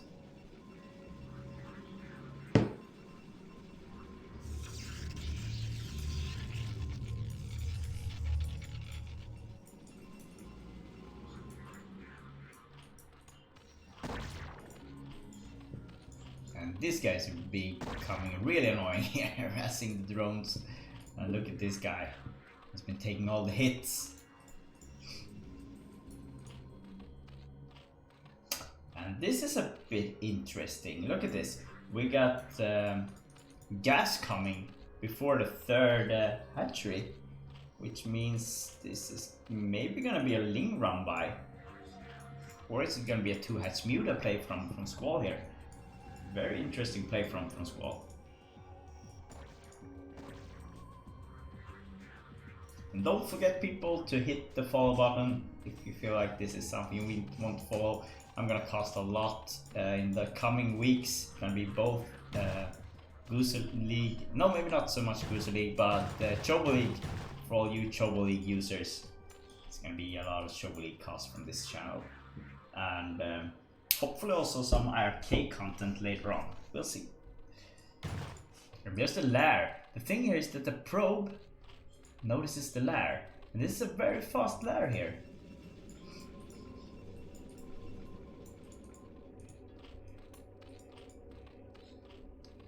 But there's not that many Zerglings out on the map. And I'm getting a bit worried here that Squall is underestimating who he is playing here. Because Dark is... Yo, and thanks for the follow. Miguel Fuertes. Not sure how you pronounce that. But welcome to IGTV anyways.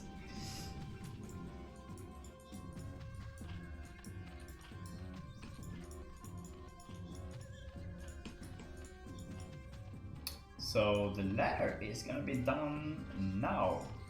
At the same time in the sellout, the single sellout here, late sellout, is getting in too. Zerg base is gonna get, he gets one drone, that is gonna be huge. He gets one Zergling, that is not gonna be enough.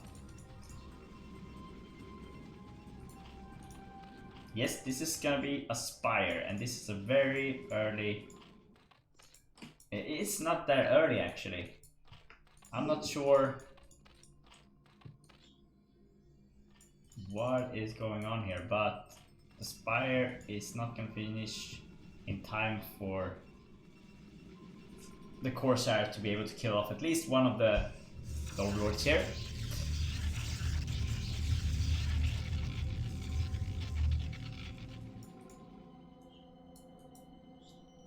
Another cell moving in here.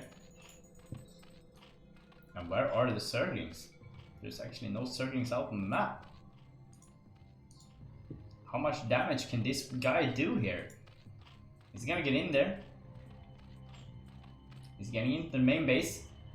Oh, and look! Squall haven't even noticed it yet. And here it goes. How many kills can he get? He won't be able to get any kills, it seems. But he's gonna get around this. And he's gonna place himself on the right spot here.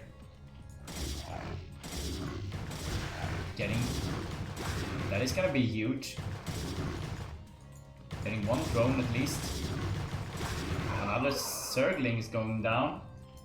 And this Corsair has killed one Overlord. He's gonna be able to kill another one. And yeah, here's the Scourge. Second one pops in here. Now let's see if he can scout this base. Yes, he can. Dark on the run here. Can he get another Overlord kill? Here's 4 Scourge coming in. And he is actually gonna be able to kill yet another Overlord, and this is a very good victory for the Corsairs. Meanwhile, Squall is so supply blocked right now. Yo, what's up, Risky? Welcome to the stream. You just missed your games. Still got one series left. Alright, so Squall finally getting some Overlords out. And boom, down goes a Corsair. But he actually manages to save one of them. Where are the other 2? Oh, there's 3 actually. And they're outside here. But that Scourge connects there. Pretty neat, pretty neat. Oh, we got saddles now in the in the expansion, and there's actually nothing from Squall here. Where is his units? There's no units.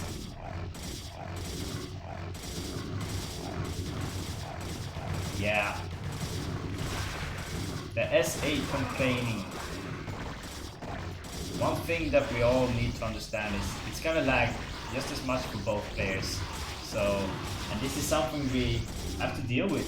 I mean, we can complain about it as much as we want, but in the end, it won't make that much of a difference because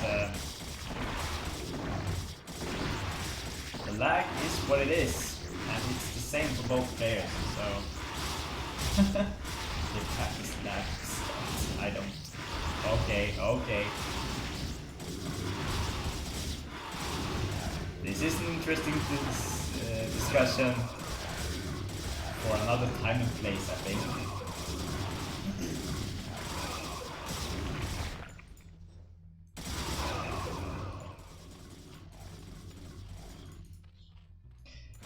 Well, this does not look good for Squall. There's a lot of... There's actually still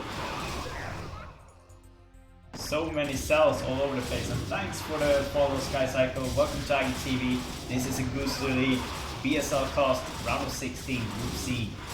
And look at this. So many drones has gone down to this cell push. But there's still a couple of idle drones over here, so he is not dead yet, but I think the Muta play has played its part. I don't think there's any chance now that these Mutalists are going to be able to do that much damage. At least not with the Narcon coming out. But I also think that it's interesting that Dark has... oh, okay, he started producing Corsairs again, but he actually stopped there for a while. And... okay, we got a DT out now, so let's see what he can do. First, switch the focus from the main. And GG is called. Dark Squall taps out, just like that. And game number 1 goes to Dark.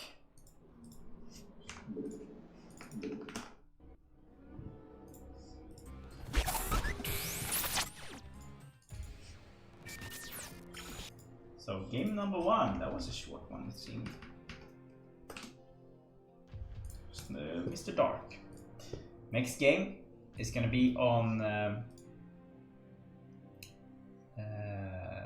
Benzene.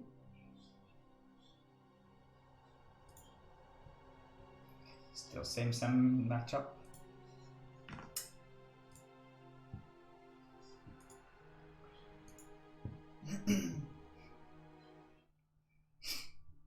And here we go.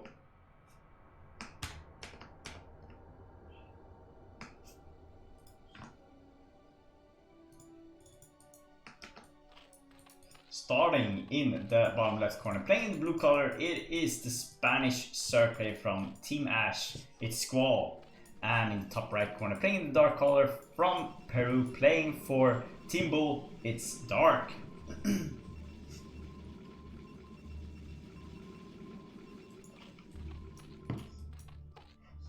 A lot of viewers rooting for the old school Spanish player from Templars of Twilight team, Mr. Squall here.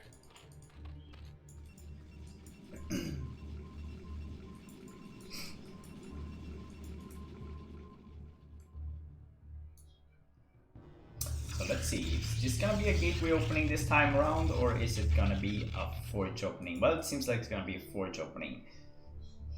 Probe moving out towards the Zerg base, and it's not gonna be a 9 pool from Squall.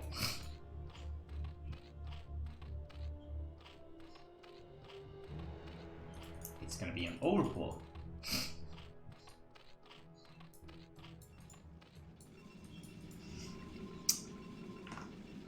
Which is gonna come in handy since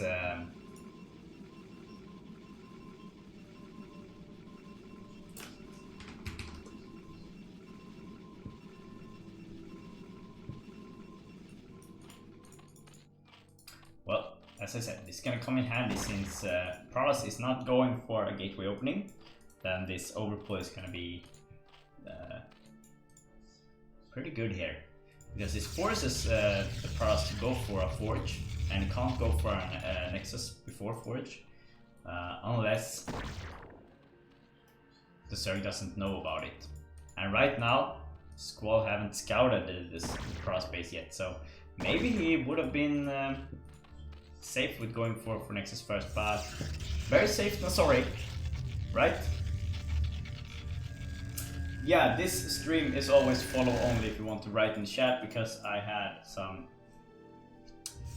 not so pleasant people tuning in and writing a lot of bad stuff.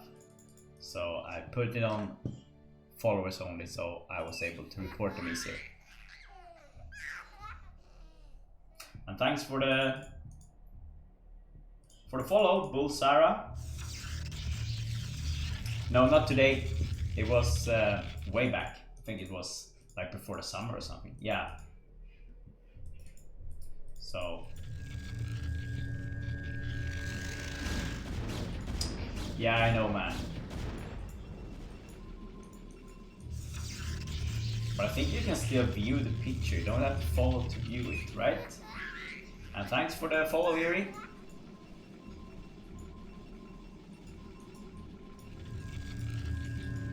I'll think about it for the next cast. Thanks for the feedback, bro. Right, Squall now soon on 3 bases.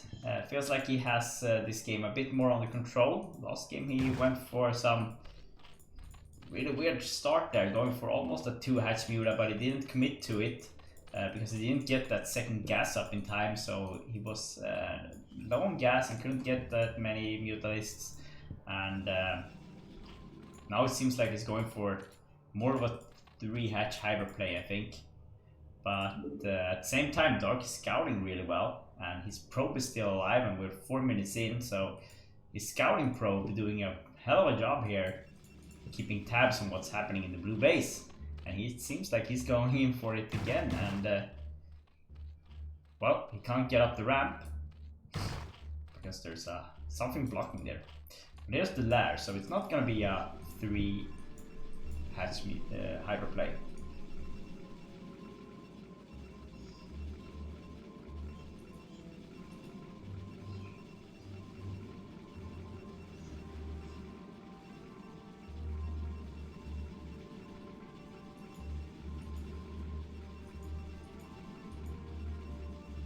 Oh, Erie, thanks for...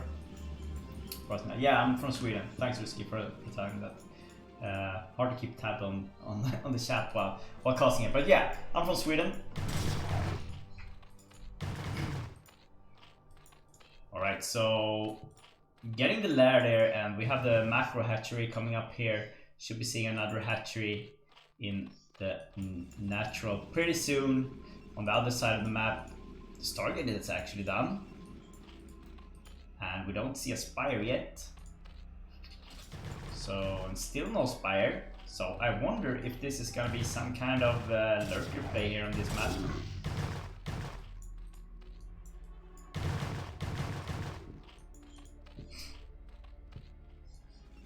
Might be. Still no Spire anywhere to be seen here. So let's see. Is there gonna be lurker play? Doesn't seem like it yet. And there's no Hydra upgrades either, so there's the macro hatchery anyways. So I'm not sure what his plan is here. Well, there's Hydra legs, so why the lair? That is the $100,000 question this evening. Why did Squall go for a lair if he's not going for a Spire to get those Scourge? Is it just to be able to get Overlord speed? So maybe the lair is gonna be for well, Overlord speed to get the Hydra bust, but at the same time, is it gonna be used for some kind of drop play?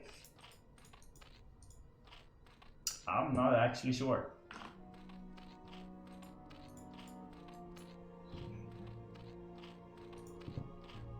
Alright. Might be that this is a fake Spire build, but well, if you're having a Corsair, you're gonna notice that there is no Spire eventually. And I mean, no Spire just gives the Corsairs a great advantage killing off scouting Overlords, so you can't actually have Overlords out on the map if you're up against Corsairs and don't have a Spire. So it's gonna be tricky. I guess he's gonna use the Overlords just to kill off any form of DTs coming his way. And +1 just hits. He's still moving back though.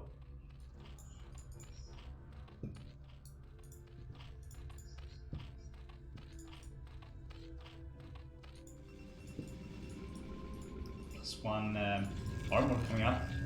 More and more cannons being added now. Can he get a good surrounding here? It's not gonna be easy to surround Hydras with these few salads, especially not when the amount of Hydras is twice as large as the amount of salads. So right now, all we can do is just get more and more cannons up.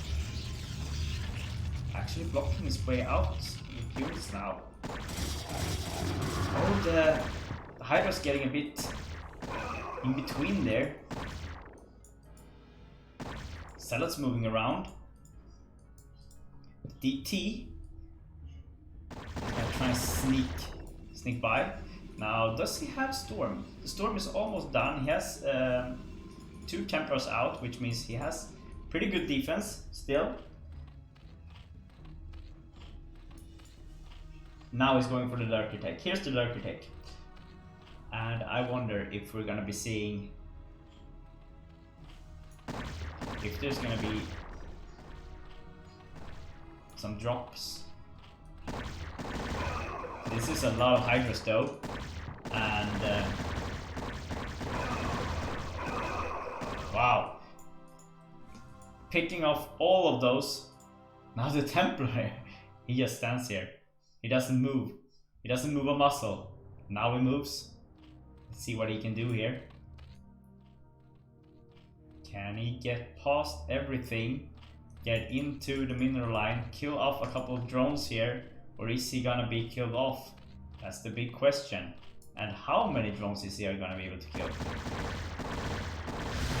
Nope. He's spotted and he's killed. Dark losing yet another set of pylons here. All his efforts to try and get an expansion here is just wiped away every time he moves out. And right now, Dark is making so many Templars. He doesn't have enough Zealots, but he's making a lot of gateways, so we're gonna be seeing more ground units coming out. But right now, all he can do is defend. He doesn't have enough to actually expand.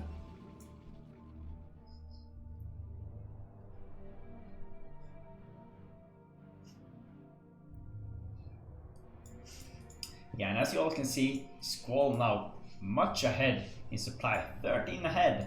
That's not often you see a Zerg coming on top of that. But he also has 42 drones. That is a huge amount this early in the game. So he's doing really good, and this is a lot of lurkers. Look at this, 8 lurkers morphing. Meanwhile, he's actually producing 14 drones. And he's now on top of a Protoss in worker count as well. That is just crazy. So we have a shuttle on the map.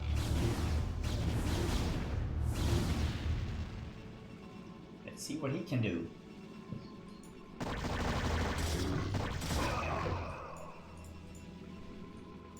Is he waiting for DTs?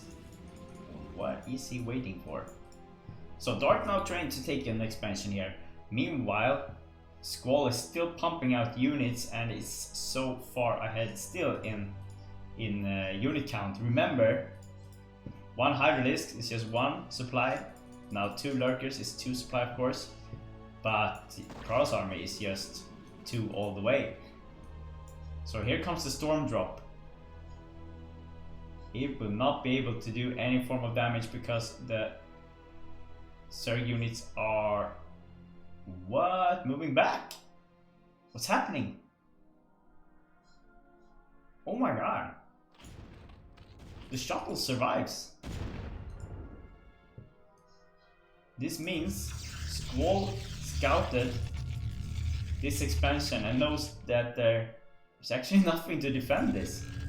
It's a 1-1 upgrade army against a 1-0 upgrade, and Zerg force is just way bigger.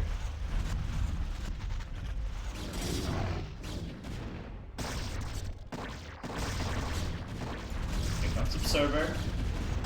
There's a couple of overlords here.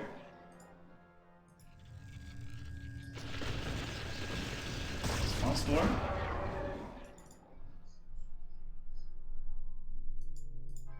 And here comes another storm drop. Let's see how much damage this one can do. Well, there are a couple of Hydras here. They are put in place to be able to snipe off any form of shuttles. But the shuttle isn't moving. It's just standing there. Flowing in the air. I'm wondering if he remembers it still.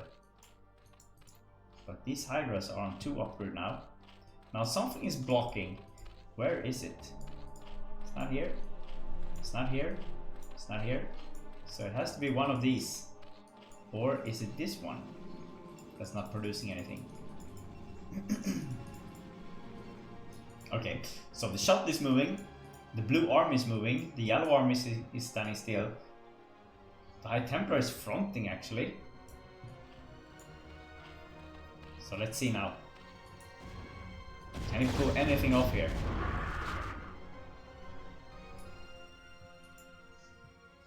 Oh, 2 Scourge actually flying past it. Can he see it? Nope. There's a lot of Scourge now all over it. So here we go. Yellow army walking across the map. Can he break this with this kind of army? Well, the entrance of the ramp is huge here. The high ground advantage is real, of course, but the blue forces are not close enough for ramp, so all the yellow armies actually manages to get up the ramp. And wow, those storms! They're just crazy, killing off every single hyper. Look at that! These are such good storms. But in the end, are there enough storms? Yes, there's another storm, and they're killing so many. But now the storms. No, there's actually one more storm. Now saving up all those defensive storms. Well, it killed off the entire Zerg army, and now the supply is almost equal here, but still. I think he's losing too many of the Templars right now, and problem here now is that, yeah, there's no more storms. Now there's actually no more storms. No more. Not at all. So here we go. Let's see if Squall manages to kill off this Protoss army. He has a great chance to kill off one of these bases. Right now it's a 2-1 upgrade here, it's a 2-2 upgrade here for Zerg, and Hydra's just walking in there. They're gonna snipe the Nexus, and if the Nexus goes down, it's gonna put Dark in a very tricky position here. And Squall actually out of gas and can't get that egg wall up here, but he manages to kill off the Nexus anyways. So now what he can do is put the lurkers up here and kill off all these probes. And that's the best part about this map. The tricky parts you can do on the high ground behind almost every single expansion.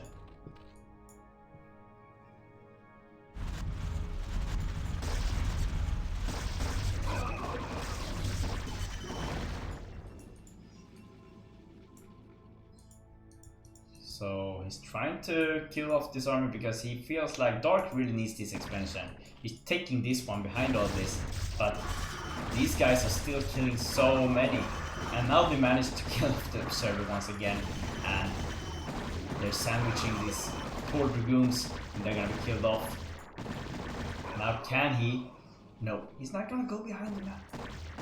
I'm so disappointed. Not many users use this. You can do it here, you can do it here. Building exit is still blocked. This should be this one, I think. Yeah. When he's trying to build Dragoons here, nothing pops out.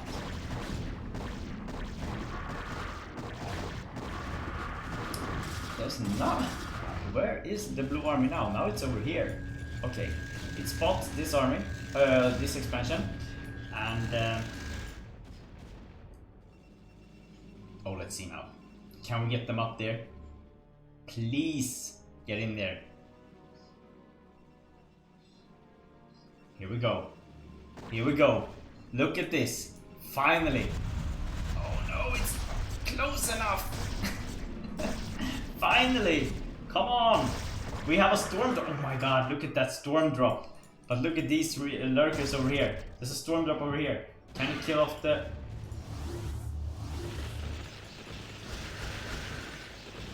Well, he killed off a lot, but these guys also killed off a lot. And he could have put them here. He could have killed every single probe here. But he didn't. He was afraid of the cannons over here. And you shouldn't be afraid of the range of the cannons when they're put in front of the Nexus.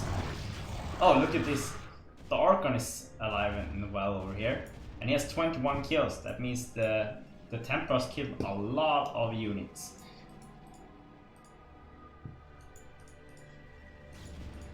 Here we go. Let's see now. Is this gonna be the end of the yellow army?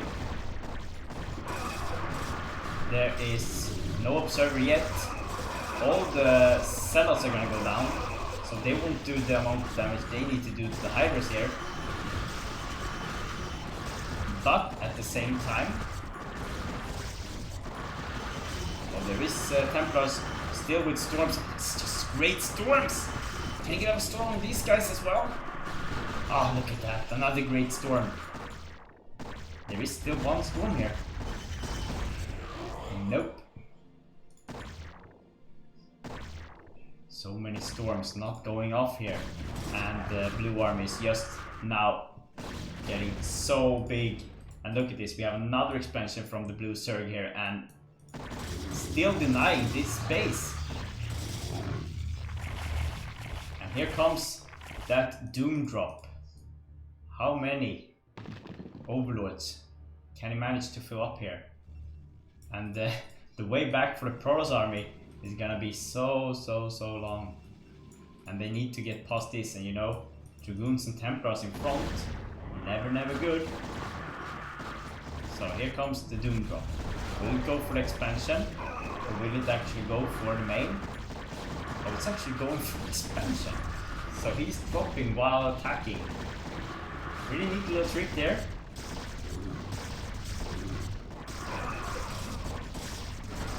Okay, so the observer goes down. Another observer goes down, and GG! Squall pulls one back and manages to equal the score against Dark. And this means we got a 1-1 score here. We're going into a third game once again.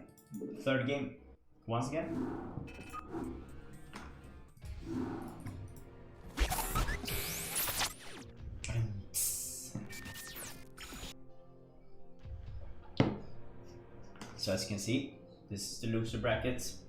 We got Squall versus Dark going into the third game. And whoever wins this game is going up against Ro16 in the loser bracket final. And this is gonna be on Neo Sylphid.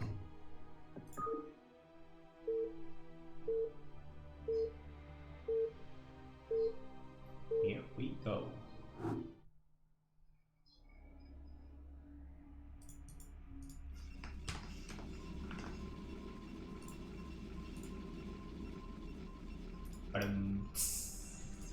So, starting in the top mid position, playing the yellow color, it is gonna be Bull's player from Peru is Dark.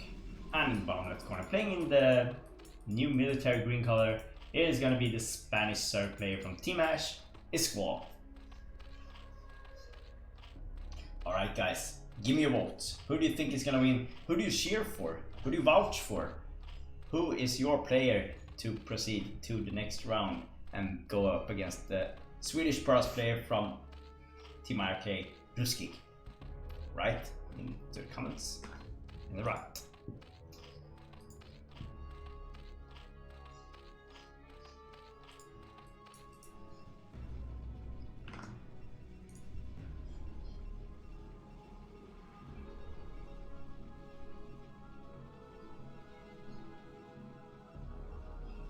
Well, so far we've seen a lot of very good games here, and I have a feeling that we're gonna see one more before we go to the loser bracket finals, and I'm pretty sure the loser bracket finals is gonna be pretty cool games as well. So another great cast of BSL games. And everyone, remember, right after this cast, Cold Warp Gates and Shafir is gonna cost Gosu League or Chobo League, round of 16 Chobo League, Group B, I think. So don't go anywhere. Stay tuned. Group A, they're gonna cost Group A. So stay tuned while they. I'm gonna transfer you all to their cost right after my cost. And if you want to see more BSL content, don't forget to tune in on Thursday. Then I'm gonna cost again, and I'm costing Shobo League from 3:30 p.m. CST. It's gonna be Group C, and right after that cost, another transfer to Master Ray and Snipe, and they are gonna cost Gosu League, the last group, Group D. And then we're into round of 8 in Gosu League next week. So a lot of BSL content to watch this week. And of course on Saturday and Sunday you can all tune in and watch the BSL Pro League. And it's the second round of the games that started the weekend that was. Okay, so once again, we're going for this early gas, and it's gonna be a Hydra dance. So this is gonna be a clean Hydra bust. Where is that probe transfer? There is none. Here it comes. The probe count isn't that large, and this cannon is way behind.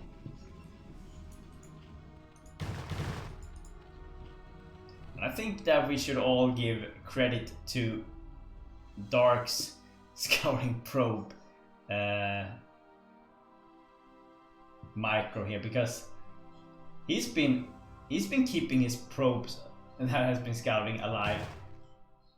I don't know for how long, but last game I think it was alive for 6 minutes before it died. And this game looks like he's gonna take a new personal record here. He's up on 4 minutes right now. Can he scout this base before he goes down? Nah, he actually gets into the main base. Oh my god, he's gonna notice that there is no lair in here. There is a Hydra den. It's a 3-hatch Hydra bust. Oh my god, is he gonna be able to get home? No, he's not. Look at this. Oh my god, no, don't die. 5 minutes, okay guys. He could have gone home. He could have been safe. He was like, okay Dark, I'm ready to go home. I'm ready, Master, I'm ready to go home. I think the reason why he died is because the tension or the focus got switched to this Salad instead of him. And he was so close to surviving this, guys. Give him credit for that. What a hero. What a hero. He scouted 3-hatch Hydra 5 minutes into the game. That is just huge. So here's the Hydra bust.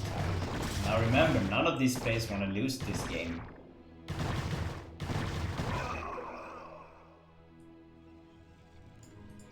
Yep, Serg is a bit behind, and he has to drone up a bit, but not too much. Now he needs to start just producing Hydras, and once that range hits, he's gonna be able to at least kill the Forge and the Gateway. Will he be able to cancel out the +1? That is a pretty tricky part here. Alright, one of the Hydras gonna go down. Miss Micro there. One more maybe. Nope. And let's see now. Is he gonna be able to reach the Forge? There it is. Nope, he is not able to reach it.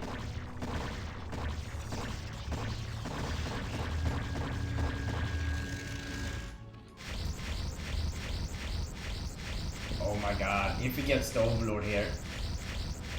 Is he gonna be able to get the Overlord? Nope, he is not. If he were to get that Overlord, Squall would have been supply blocked. That would have given Dark a bit of a chance to recover here. But the +1 is gonna be ready. He won't be able to break the forge. He could put one here and kill it, but it won't break until the upgrade is done. And once that +1 hits, Dark is back in the game. And this Corsair is still alive, but he haven't killed anything yet, but he is alive. So one thing that Dark is very good at, especially one thing that he's very good at, is keeping his units alive, not losing the scouting probe too early, and not losing any of his Corsairs either. But this might be it too. Nope, he manages to stay alive. This guy then, is he gonna stay alive?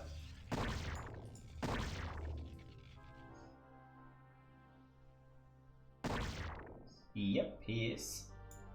And Squall taking a third expansion here. That is very interesting behind all of this. There's the Spire.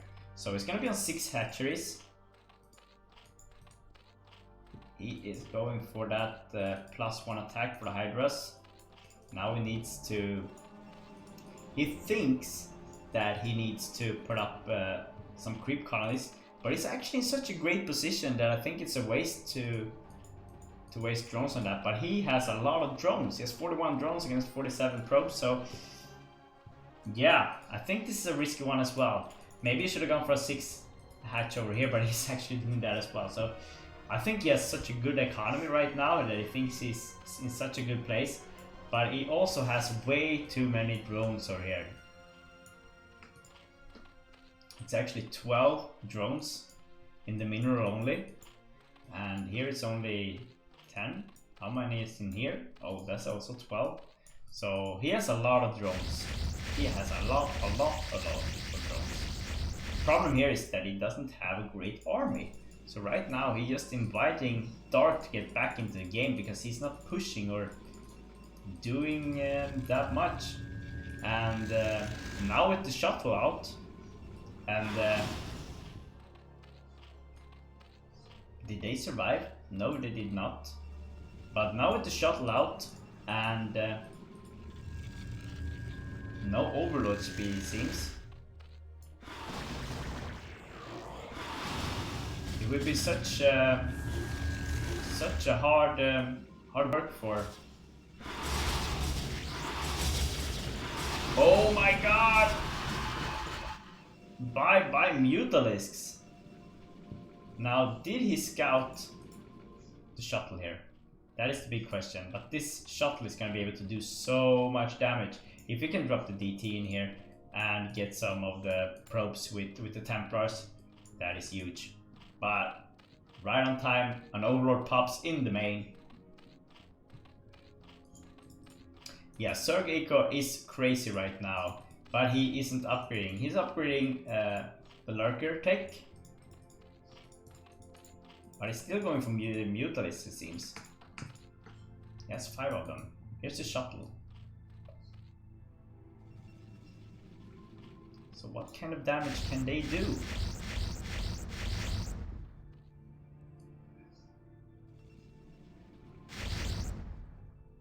Oh, let's see here. Well, the Templars don't get sniped. The DT is in the main. How many kills can he get off?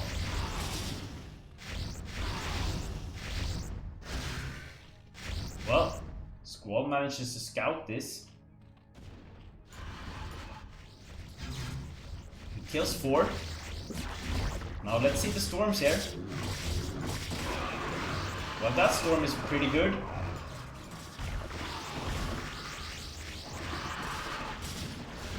The mute does go down. Here's the storm drop. Now can it go up here and get more storms off? Pretty good storms from Dark right now. Oh, and he does see. Missed the focus on the shuttle here. And he misses his window to actually storm the drones. Ooh, and the shuttle goes down. But look at that, Dark killing a lot of drones. But at the same time, Squall is producing more and more drones. And he had a backup on a lot of those drones. So he's in Not such a bad position. Finally, he's going for that that Overlord speed. And meanwhile, +2 is done. +1 armor is done. He's getting +2 armor right now.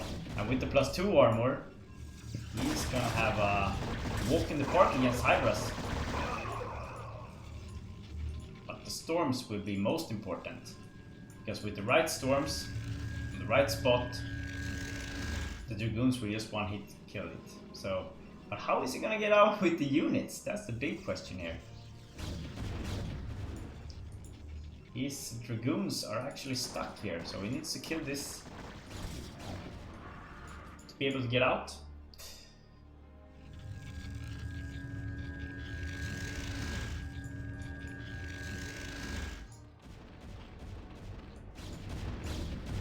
Mutal is scouting the base. Doesn't get that much intel because there are cannons everywhere, but he notices that, well, this SimCity is... I wouldn't say I will build like this. Won't fit that many gateways here, but what can you do?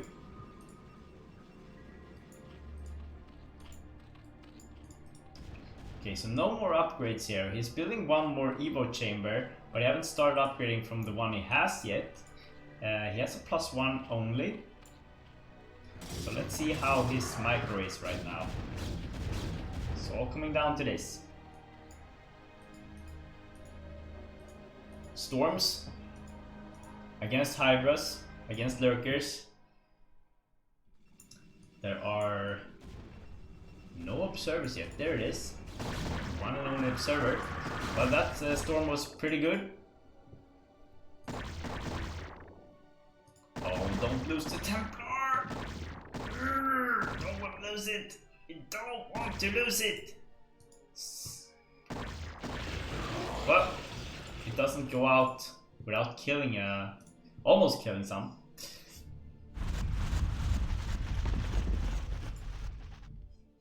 Okay. There's the Lurker wall. There's no Overlords here, so nothing to detect yet. Pretty good storm, hits the Lurkers. Another good storm. And that is a very good storm. Another very good storm. Oh, look at that. All the Hydras just go down. And Squall is gonna be like, what the hell is happening to my army? Where is all my units? Squall was in such a good position here. And just like that, he's losing all of his units and now dropping in unit count. But at the same time, his eco is just so good. And he has yet another expansion behind this.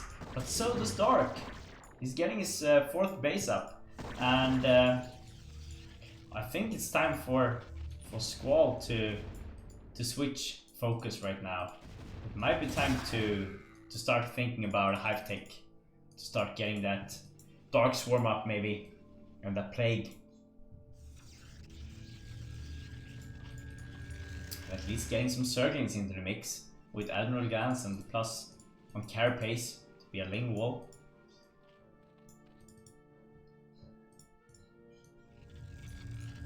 And look at this, he's actually taking another expansion. This is just crazy. He's expanding the whole place here. And he has such a good... Look at this. This is actually his map control. He knows everything. He doesn't know about this one yet. But he will soon. And on the other side of the map, this is what the Dark has. This is all his intel. He doesn't know anything yet. He doesn't know that there's actually green expansions all over the map soon.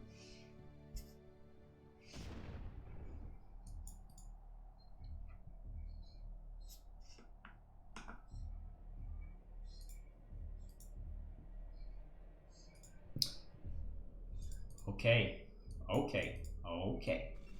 So Dark is mined out in his main base. Squall should be soon too with all his drones. And his drone count is just crazy. But as long as Dark can keep having 2.5 base up all the time, mining from, he's in still a very good position here. And you can see that he's keeping his minerals and gas low, all producing all the time. But I think he is lacking a bit of gateways here because of his SimCity.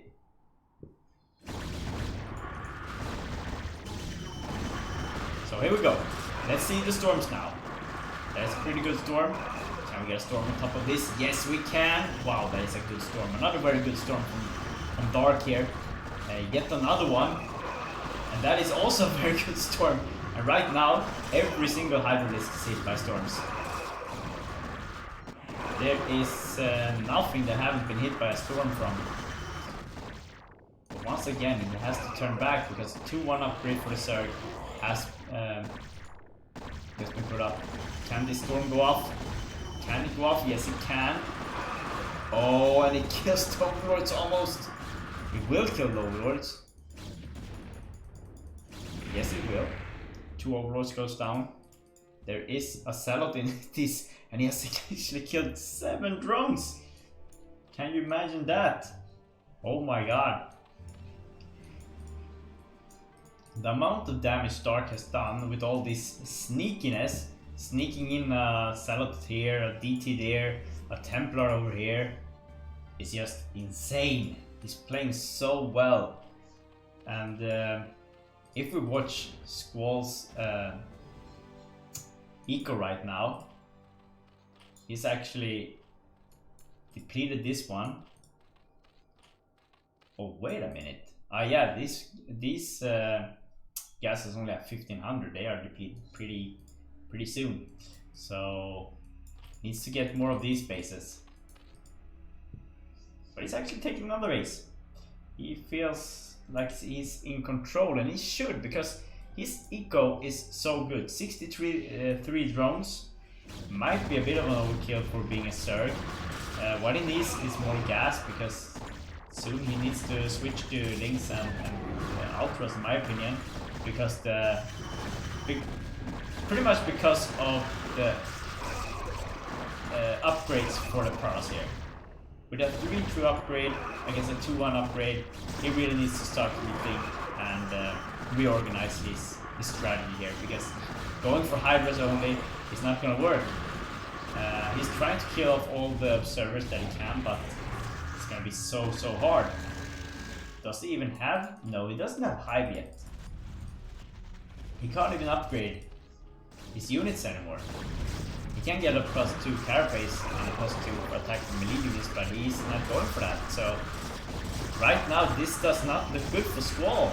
The upgrades from Pralas is just too much.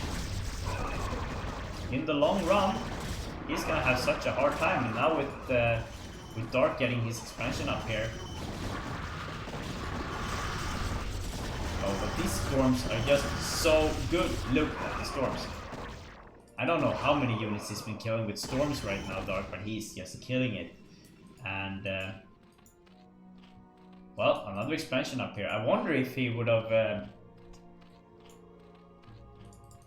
more use of 2 more hatcheries here instead of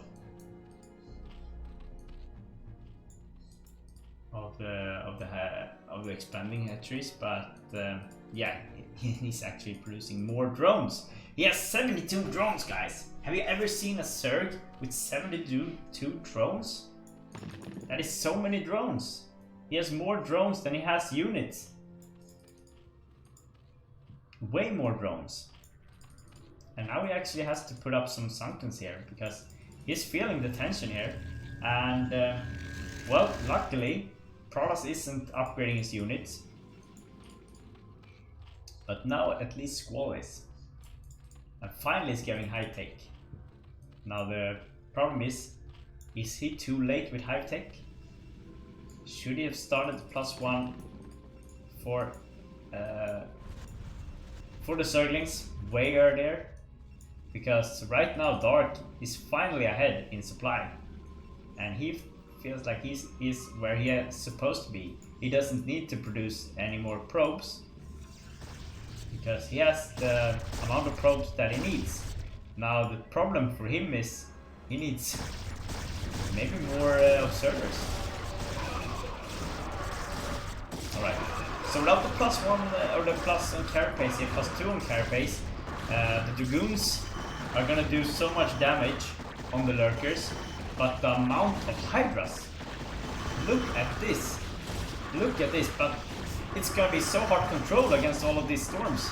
Now there's another storm, look, they're just melting, but at the same time the Hydras are doing their fair job and killing off a lot of Dragoons, but still, once one storm hits, Hydras just gets blown away by the Dragoons.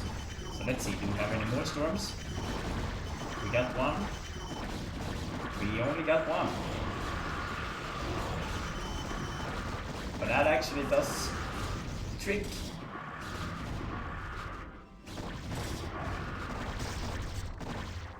Yeah, Hive just done. As you can see here, we got Hive. Oh, we got drops now. Finally getting drops. Oh, and Squall really needs to take out this expansion. He can't let Protoss get this expansion. He needs to keep everything. Here we go. He's cleaning up the cannons. If we can keep Dark from getting this expansion, it's gonna be huge. But at the same time, he really needs to start getting Zerglings now, because these Dragoons are just melting the Hydras. But he is actually producing more and more Hydras. Carapace +2 is going to be done soon at least.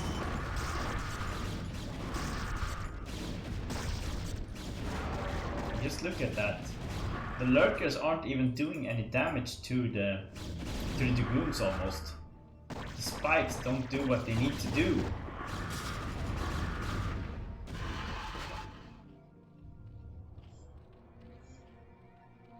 Yeah. And he's been going all in on Hydralisk, and I think this is gonna be very hard now from Squall, because without lurkers now, Dark can start producing Zealots. And you know Zealot does best kill Hydras, especially with this kind of upgrade. And just look at this. He only needs a few Zealots to be able to just run straight through an entire Hydra army. And I think Squall is going to be a bit disappointed here that he didn't go for Hive Tech earlier and switching to Zerglings and Hydralisks. Because that conversation would have been a lot better. And GG is called. Squall taps out and Dark takes game number 3, which means we're gonna have a final here between Dark and Ro16. So let's see here.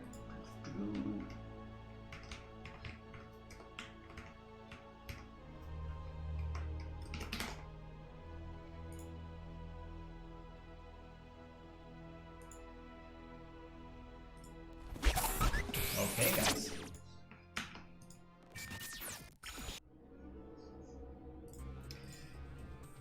Well, Squall is out. Dark takes the last spot in the finals in this group. Yugox or Julius or Axino is already done.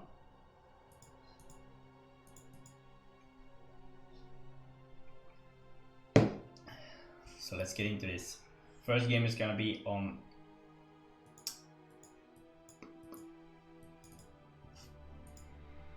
Polypoid, I think.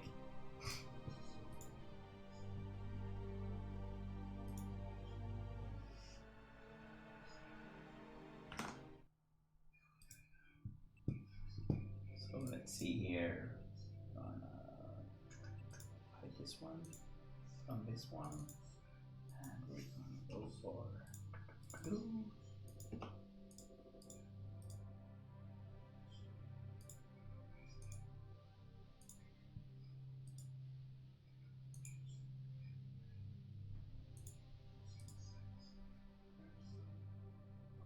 hell is going on here? There we go. Okay.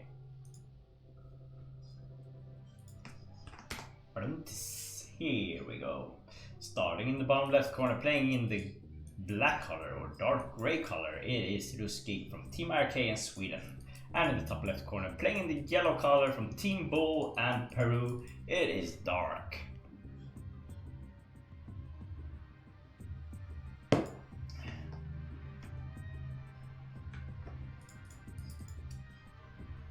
Alright guys, this is the best of 3. This is the last set in this group. We already have Yugox, Julius Axino already qualified from this group to the round of 8. The winner here is also getting qualified to the round of 8. So write in the comments who you think is gonna take the last spot. If you think it's gonna be the Peruvian third player Dark, write Dark. If you think it's gonna be the Swedish Protoss, write Ro16. So Ro16 going for, oh, it's gonna be an 11 next here. On the other side of the map, we have a 12 hatch, 12 pool.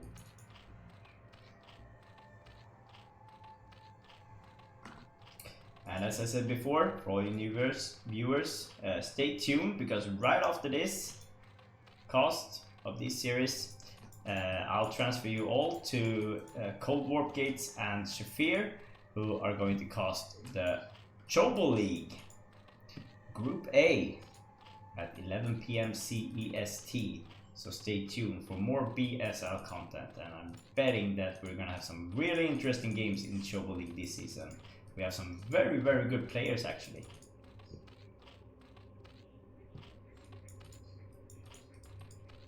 Oh yeah, you're right, 9 hatch, 9 pool. I was watching the wrong supply here. It's getting to me. Yeah, this is very interesting. This is not something that you see very often, but this is actually gonna give you the advantage of so many larvas, and you're gonna get 8 links right away. And against the 12 mechs, well, this is gonna be hard. So let's see, is he actually gonna be able to bust with the first 8 Zerglings? Now, let's see.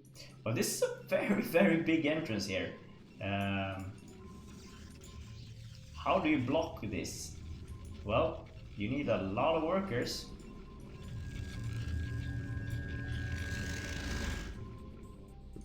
Now it's all about control. Well, he seems to just be standing out there.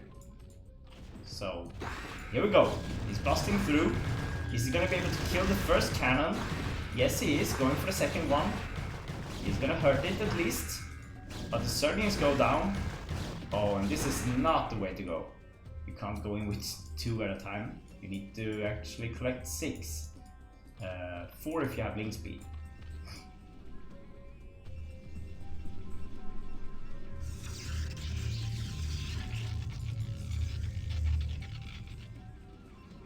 Just keep taking it, better safe than sorry. First Salad is out. Now what is the follow-up here? And he can't get through here. He is blocked. And all he can do now is hope that he can get back in here, but at the same time Cybernetic score is done. Protoss has already started mining gas. And where is Zerg? He is on 11 drones. And no chance of actually breaking through here with the Zerglings, I think. Unless Protoss slacks a bit. I mean, this cannon is actually halfway dead.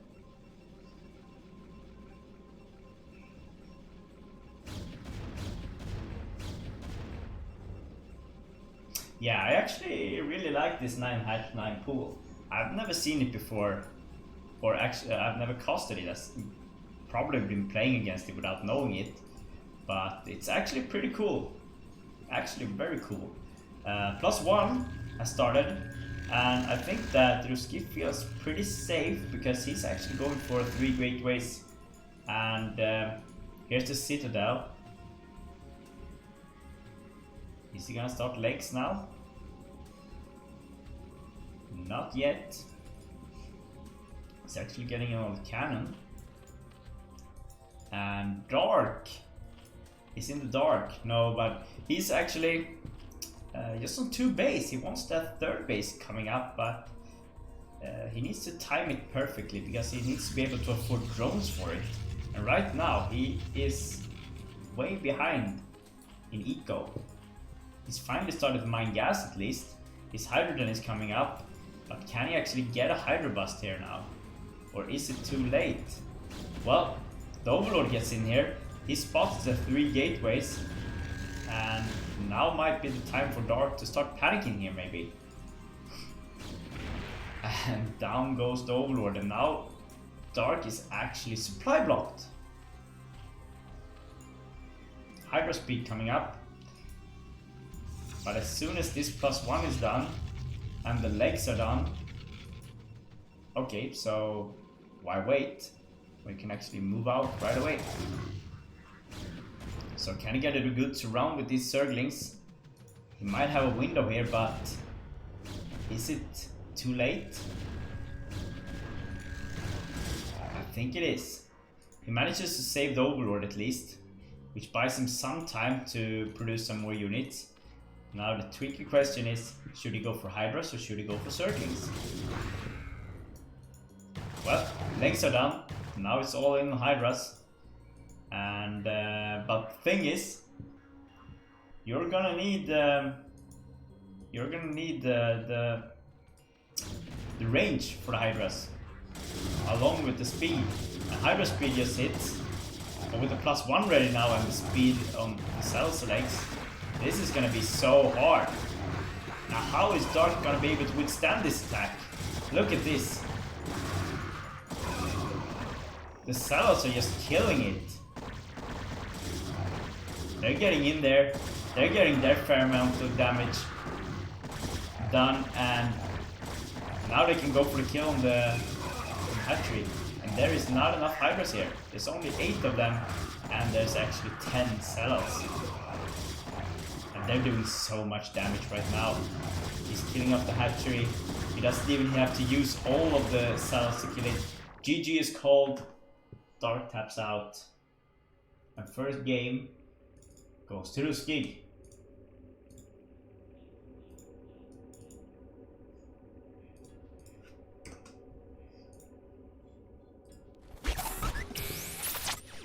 Okay, that was a quick one. Very quick one.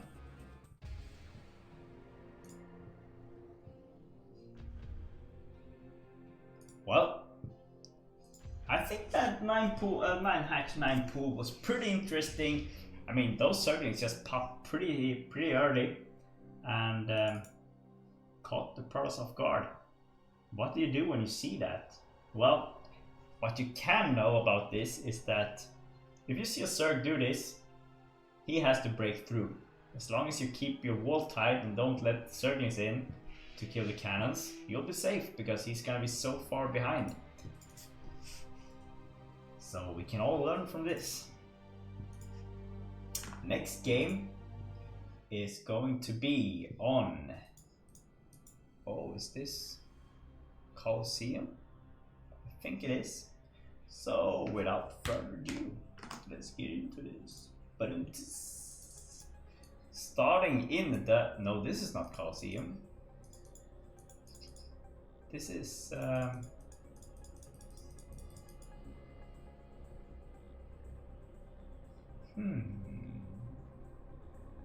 Oh well, anyways, starting top left corner playing in yellow color, it is gonna be Bulldog, and in the top right corner playing in the new navy blue color, it is Ruski. Is it annoying that I still say the new navy blue color? It's not new anymore.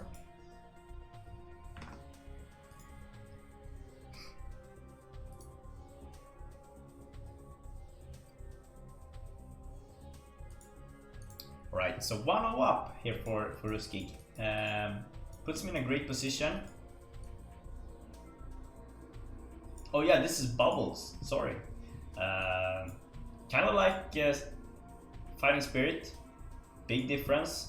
You have 2 bridges into your, yeah, I don't know what you call this, but entrance.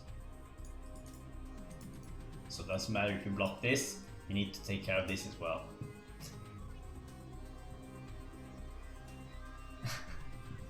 Betting your friend with. Okay, so this is gonna be a gateway opening here against the 12 hatch. Well, gateway opening is becoming more and more a standard play, but at the same time, Zergs know that, well, you have to be afraid of it. You can go a 12 hatch, and that is probably the best way to counter it. Getting the 12 hatch, getting in as many larvas as you can, and then just slide. The first cell that hits, you actually need to pull your drones to kill it. And yeah. Oh, it is? What the hell? Am I stupid? How am I not seeing this? I'm looking at the wrong supplies all the time. Yeah, it's a 9 hatch, 9 pull once again. Sorry guys. Yeah, I don't think... I don't know how Naokin and Gypsy are doing it when they're casting like 6 hours straight, but... And Zero, of course. But it takes a toll on you. The first Zealot is out. And the first 6 Zerglings are out, so... What can you do about this? Well, this is the perfect counter for a gateway opening. Oh my god. Oh my god. Oh my god. Okay, so... Slacking a bit with the macro here. But the Zealot goes down.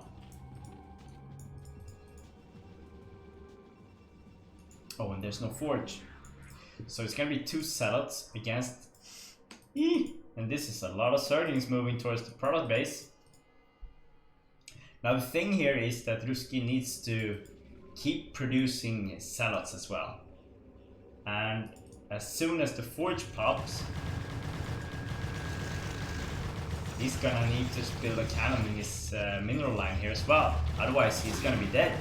So this wall is just gonna be temporary. It will not be able to withstand. Oh my god! That is crazy.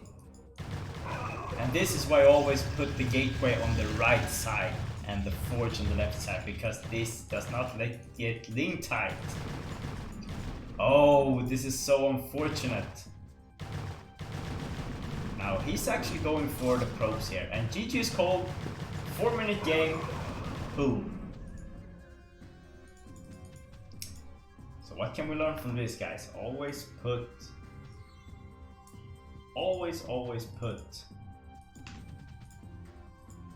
the gateway on the right side of your wall and the Forge on the left side. That is how it works on every single map almost. Anyways, GG. And then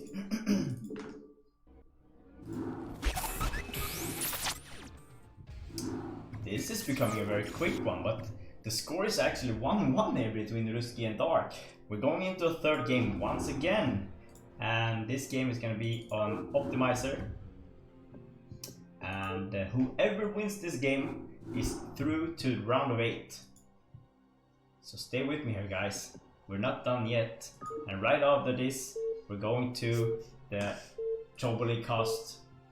And it's my boys Shafir and Cold Warp Gaze is gonna cost that one. So let's hit this. Let's see how this goes.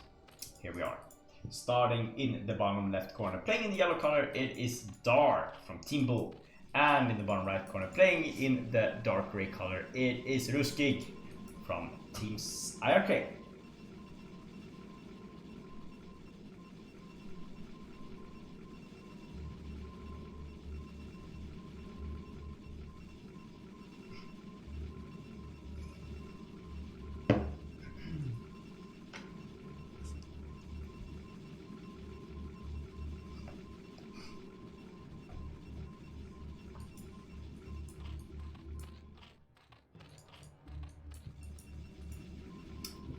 So guys, we got one game left. This is the last game of this evening for me, and also from Gosu League, but we still got Shobo League left to cast, but I won't be doing that. That will be Shafir and Cold Warp Gates. Anyways, this will be the last game in this group C of BSL Gosu League, and we've had a fantastic evening, don't you think? Now let's see what these guys pull off. Now let's hear. Okay, Dark has 11 drones now. 12 drones. He's going for a 12 hatch this game. It's not going to be a 9 hatch. This is going to be a 12 hatch. Ro16 is going for a gateway opening. I'm focusing now, guys. Don't want to blow it in the last game, right? Okay. So it's a 12 hatch. It's gonna be a 12 pool. Or not. It's gonna be an 11 pool. Tricked. Okay. First salad is gonna pop anytime soon. And well, if 9 hatch 9 pool is the perfect counter to a gateway opening. 12 hatch, 12 pool is probably the perfect defense against a gateway opening. But look at this. Is he actually going to be able to kill one of the drones? No, he's not. Could have been the hero probe. He's not. Now it's very interesting with Dark here because we've seen him play both PvC and CVP this evening, and he seems to be playing them pretty well, both of them. But we've also seen some questioning decisions in the first series that we casted between him and Yugox. So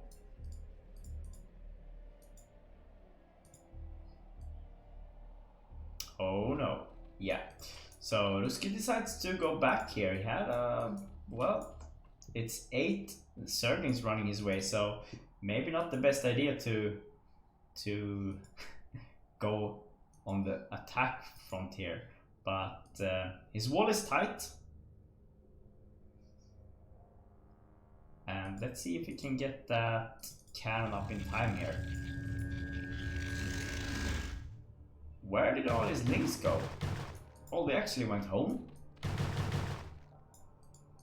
Missed that opportunity.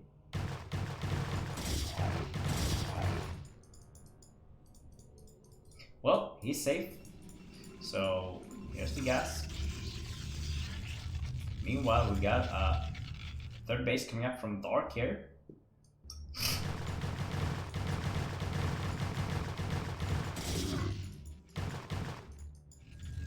Oh, and he's getting in there. Oh, but it's Meat Micro. Don't think he noticed that a couple of Zerglings went in there and could have gotten in here and just be annoying, but yeah. Too bad. But now, the thing he should be afraid of now is the amount of salads over here. It's actually 5 of them. And there's nothing to defend. He has a great chance here to just walk straight over the map, walk right into Dark, or at least force him to build more Zerglings. And that will delay his Hydro push. Now it's 6 salads.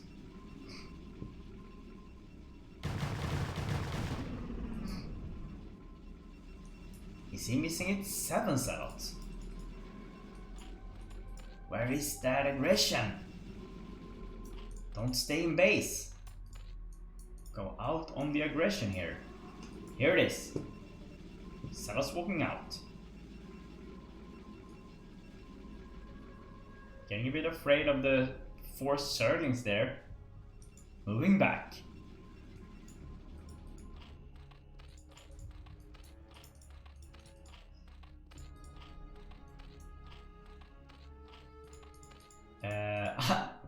new caster? I don't know. Maybe for you. Well, I actually usually only cast BSL, and I cast some IRK content, and once in a while I pop in and guest cast CPL. But yeah, it's not often that I'm here casting. Not every week, of course. I wish I had the time for it, but yeah, it's usually when I have time that I pop in.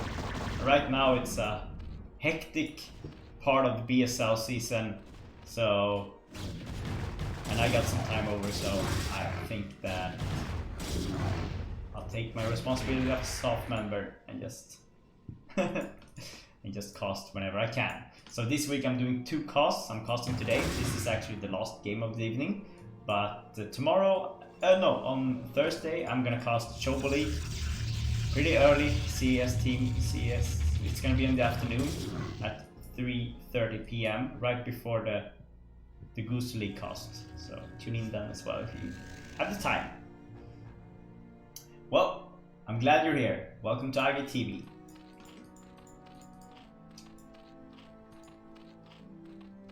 Right, so this Hydro Force is starting to get pretty big. So is the Cell Force, and the +1 is soon done. The legs are soon done. This is going to be perfect timing here. The tricky part now is to get a good surrounding here. So there's the legs. Hydra's moving back. No chance to get in there. The +1 isn't done yet. Oh, this is gonna be so annoying. That is just so annoying. And thanks for the follow, Angel Promedio. And welcome to IGTV. This is BSL Gosu League Group C. And this is the last game.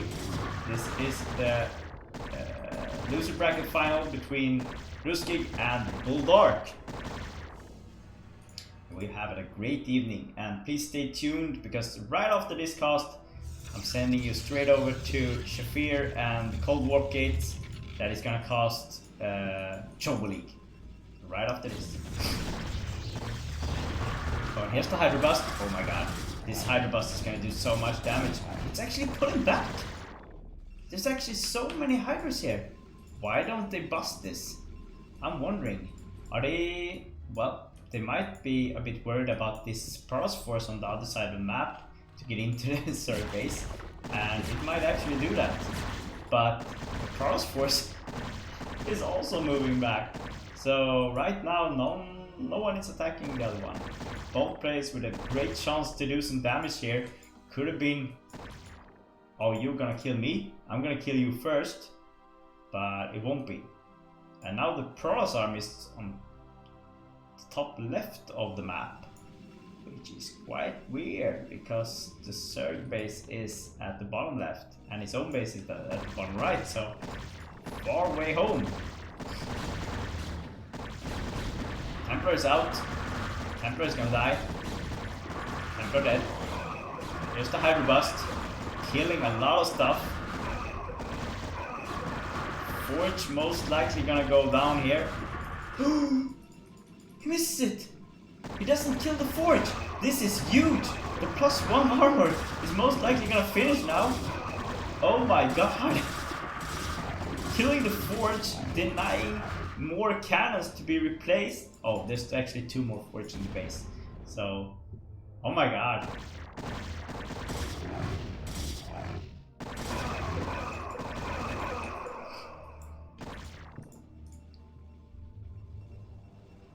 Alright, so Forge survives. The storm hits. Chases away the Hydra, but oh my god. Now the Forge goes down. +1 armor. Just about to finish. Gets denied. And this Ling Bust is making so much damage right now. But finally we got some more gateways up. And with 7 gateways, we can actually... Oh, the Overlord is way too far back. Will there be a storm here. No, there won't. Not yet anyways. Here comes the storm. There it is. Filling up a couple of hydras. There's still one more storm here. Can he pull it off? Oh my god. Well, the storm hits, but it misses.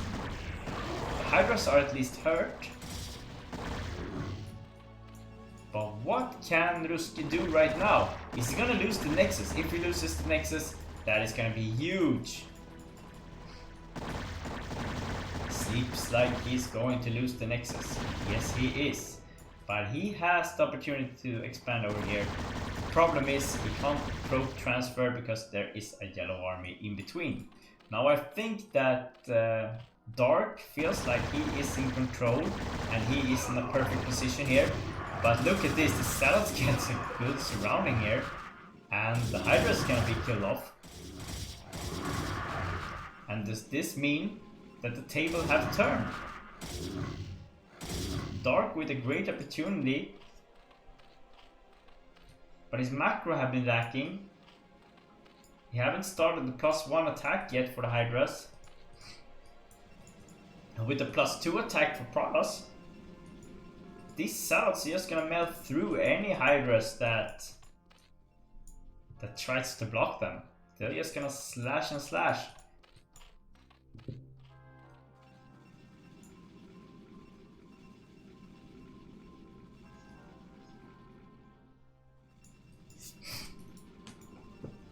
And here we go.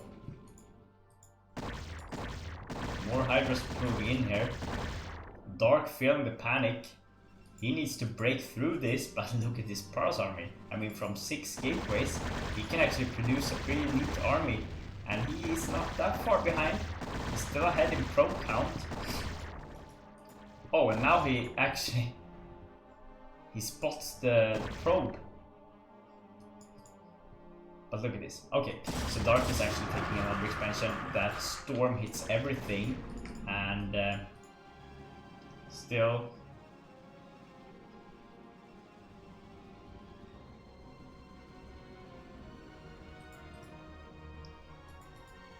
Okay, there's the storm, chasing away the Hydras. There's still no more upgrades here from Ro16. He needs to get an expansion up. Oh my god, is he kidding me? Well, I've never seen an army with more Templars than you have Zealots, but why not?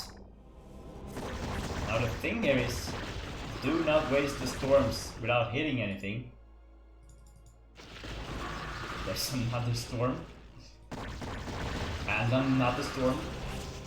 How many storms does he have? Another storm that misses everything. Filling up the Templar. One more storm.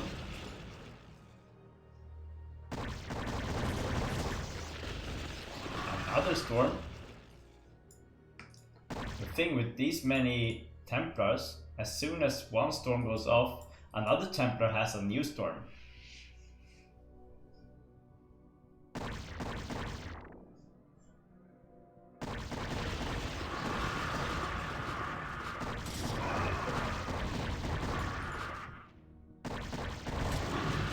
That's another storm.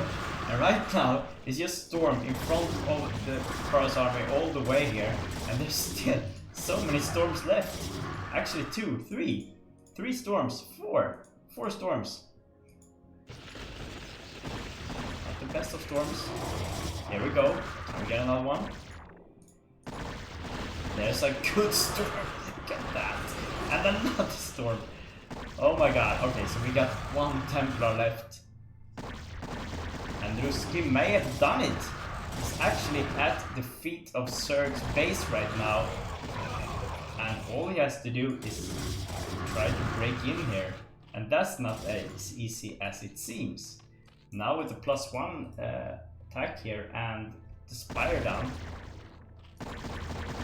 well, without the storms, these cells won't be able to break into the expansion here. But look at this. 2 more storms. But he needs to use them carefully, okay? So he needs to storm, he needs to hit everything that he can to be able to break this expansion. But look at the Protoss army, it's getting pretty huge right now. That is a very good storm. Another good storm. Damn. Alright. But now there's no more. Okay, there's more storms. Okay, let's see these storms then. Here it goes. Oh, that's a very good storm. Another very good storm. Look at all these storms. They're just killing everything. So, and look at the Archons here. They're actually killing the expansion. And I don't think anyone would have expected that after seeing the bust that Dark pulled off with everything. Oh, and now all the drones go down. I wonder how many units he killed with the storms right now. Oh, but he leaves the expansion? What is going on here? This is very unexpected. Why would he not kill the hatcheries? That is the most important part about this. Kill the macro hatchery, kill them. You have a walk in the park. There's just 1 storm, 2 storms.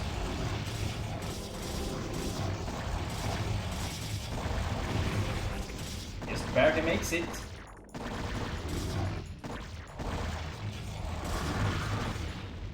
Alright, so 1 hatchery saved. And now the table has turned again. You know why? Because we got lurkers. Problem for Ro16, no robotics. So Dark now with upper hand for a short while.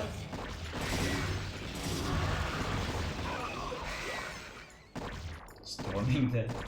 No more lurkers there. But do we have any more? No. Okay, so there will be one lurker here.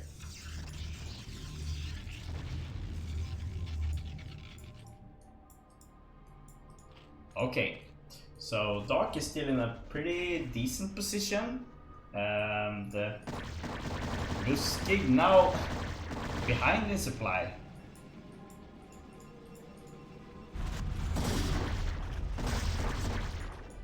Not focusing on killing this might have given Dark a chance to stay in the game here.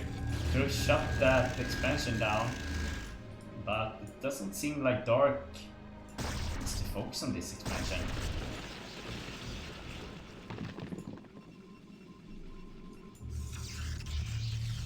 So observatory coming up, still nothing coming is being produced here. Dark really needs to get some more. Well, he needs to do a drone transfer right now because he needs to fill this expansion up with more drones. But he has a pretty good economy. He has been banking up a bit. Oh, the Templar is getting blocked by this little thing here.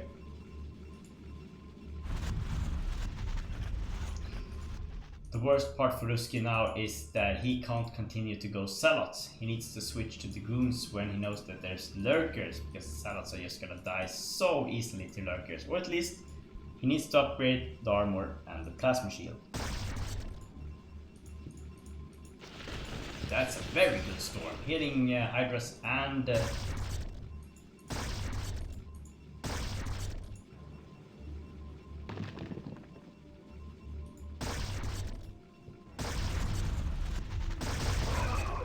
here comes the Observer.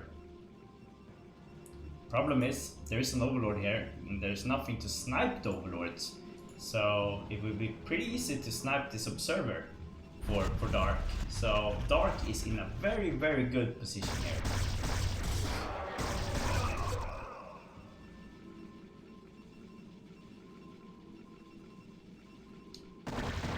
And there goes the Observer. Now Ro16 finally taking his second expansion because he's soon out of minerals here as well. And he's totally mined out in his gas and his main. And you can see that he is struggling right now. He still only can afford, well, almost nothing. There's the goon upgrade for the range. We're 21 minutes into the game and still no goon range. That is not a good sign for Protoss, you know, especially not against this. And look, oh my god. So here comes Mutas now.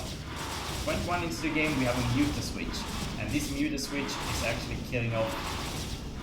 Well, this is a shitload of probes going down. Bye bye.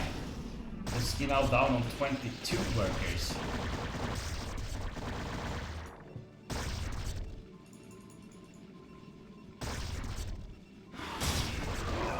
Now sniping all the Templars here.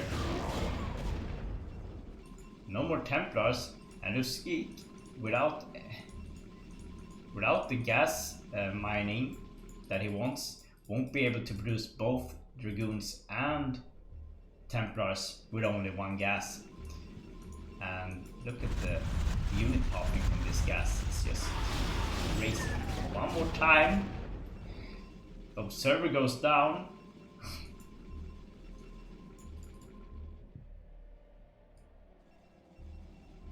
And yeah, well, Dark didn't commit to this expansion, he just left it and took these two instead.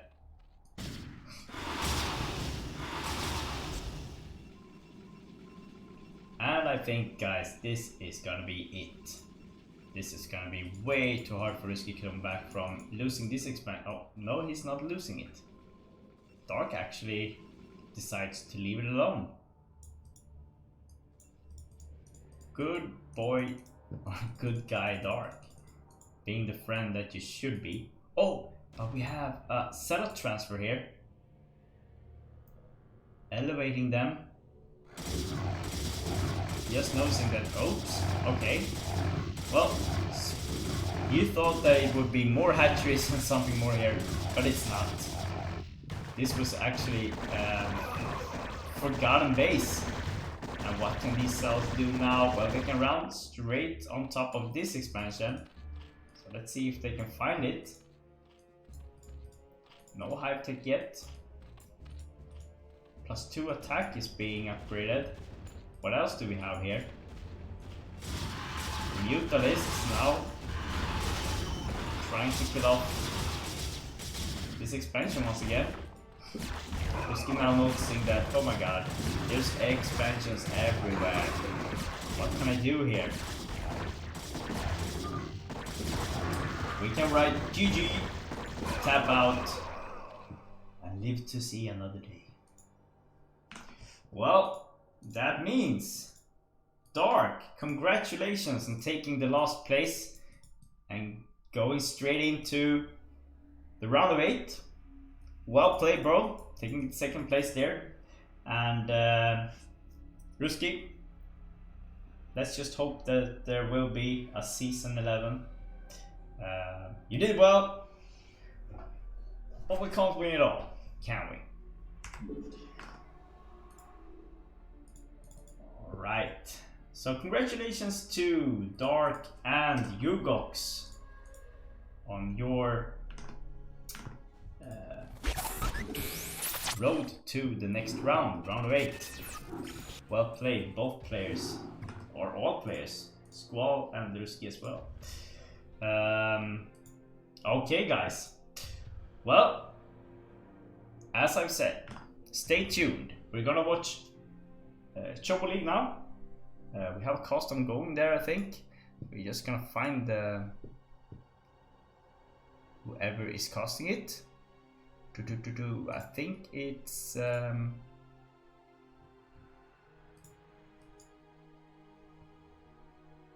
think it is does anyone know who is? I think it should be called Warp Gates or Shafir, but I don't have their. Have they been added to the TL?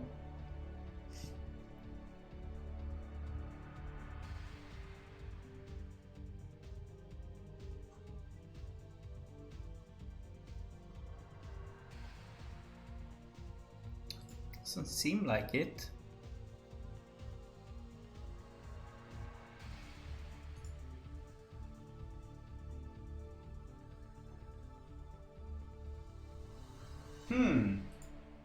Well, I thought it was supposed to be a Choboli cost now, but I can't find it.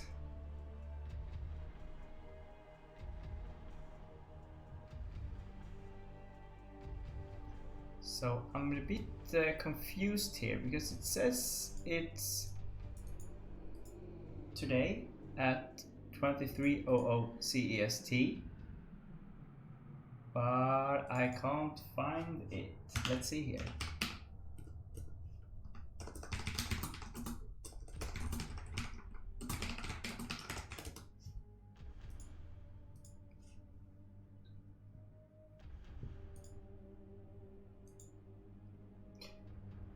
Anyways, while I wait for the link, remember guys that tonight it is Choboli Cost on Shafir or Cold Warp Gates channel. I'm going to transfer you all to that soon. And on Thursday at 3:30 p.m. CEST in the afternoon, that is, I'll be casting Choboli Group C. And right after that cast, I'll be transferring every viewer to the Gosu League, the last group, Group D, which will be casted by Master Ray and Snipe. So you gotta stay tuned for that. Well, I am not sure what's happening here. Where is that cost?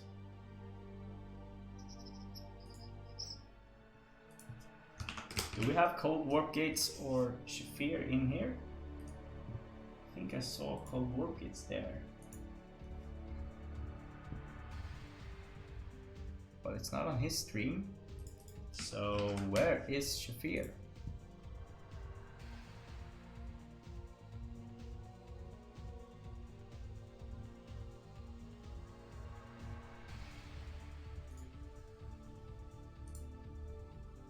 Well, I'm sorry guys, there was supposed to be a Choboli cast, but I can't find the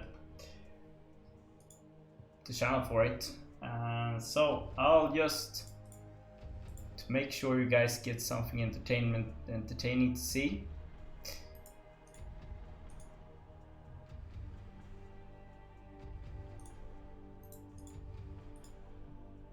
I'll be hosting my boy Ethan here. He's a term player from USA, and he is a really fun player to watch. So stay tuned. I hope you all have a great evening, and I hope see you all on Thursday. Have, as I said, have a great evening, and thanks for watching. Thanks for tuning in. I love you all, and remember to watch a lot of BSL this week. We got Thursday 2 casts. We got Saturday, Sunday. So take care everyone. I out. Love you all.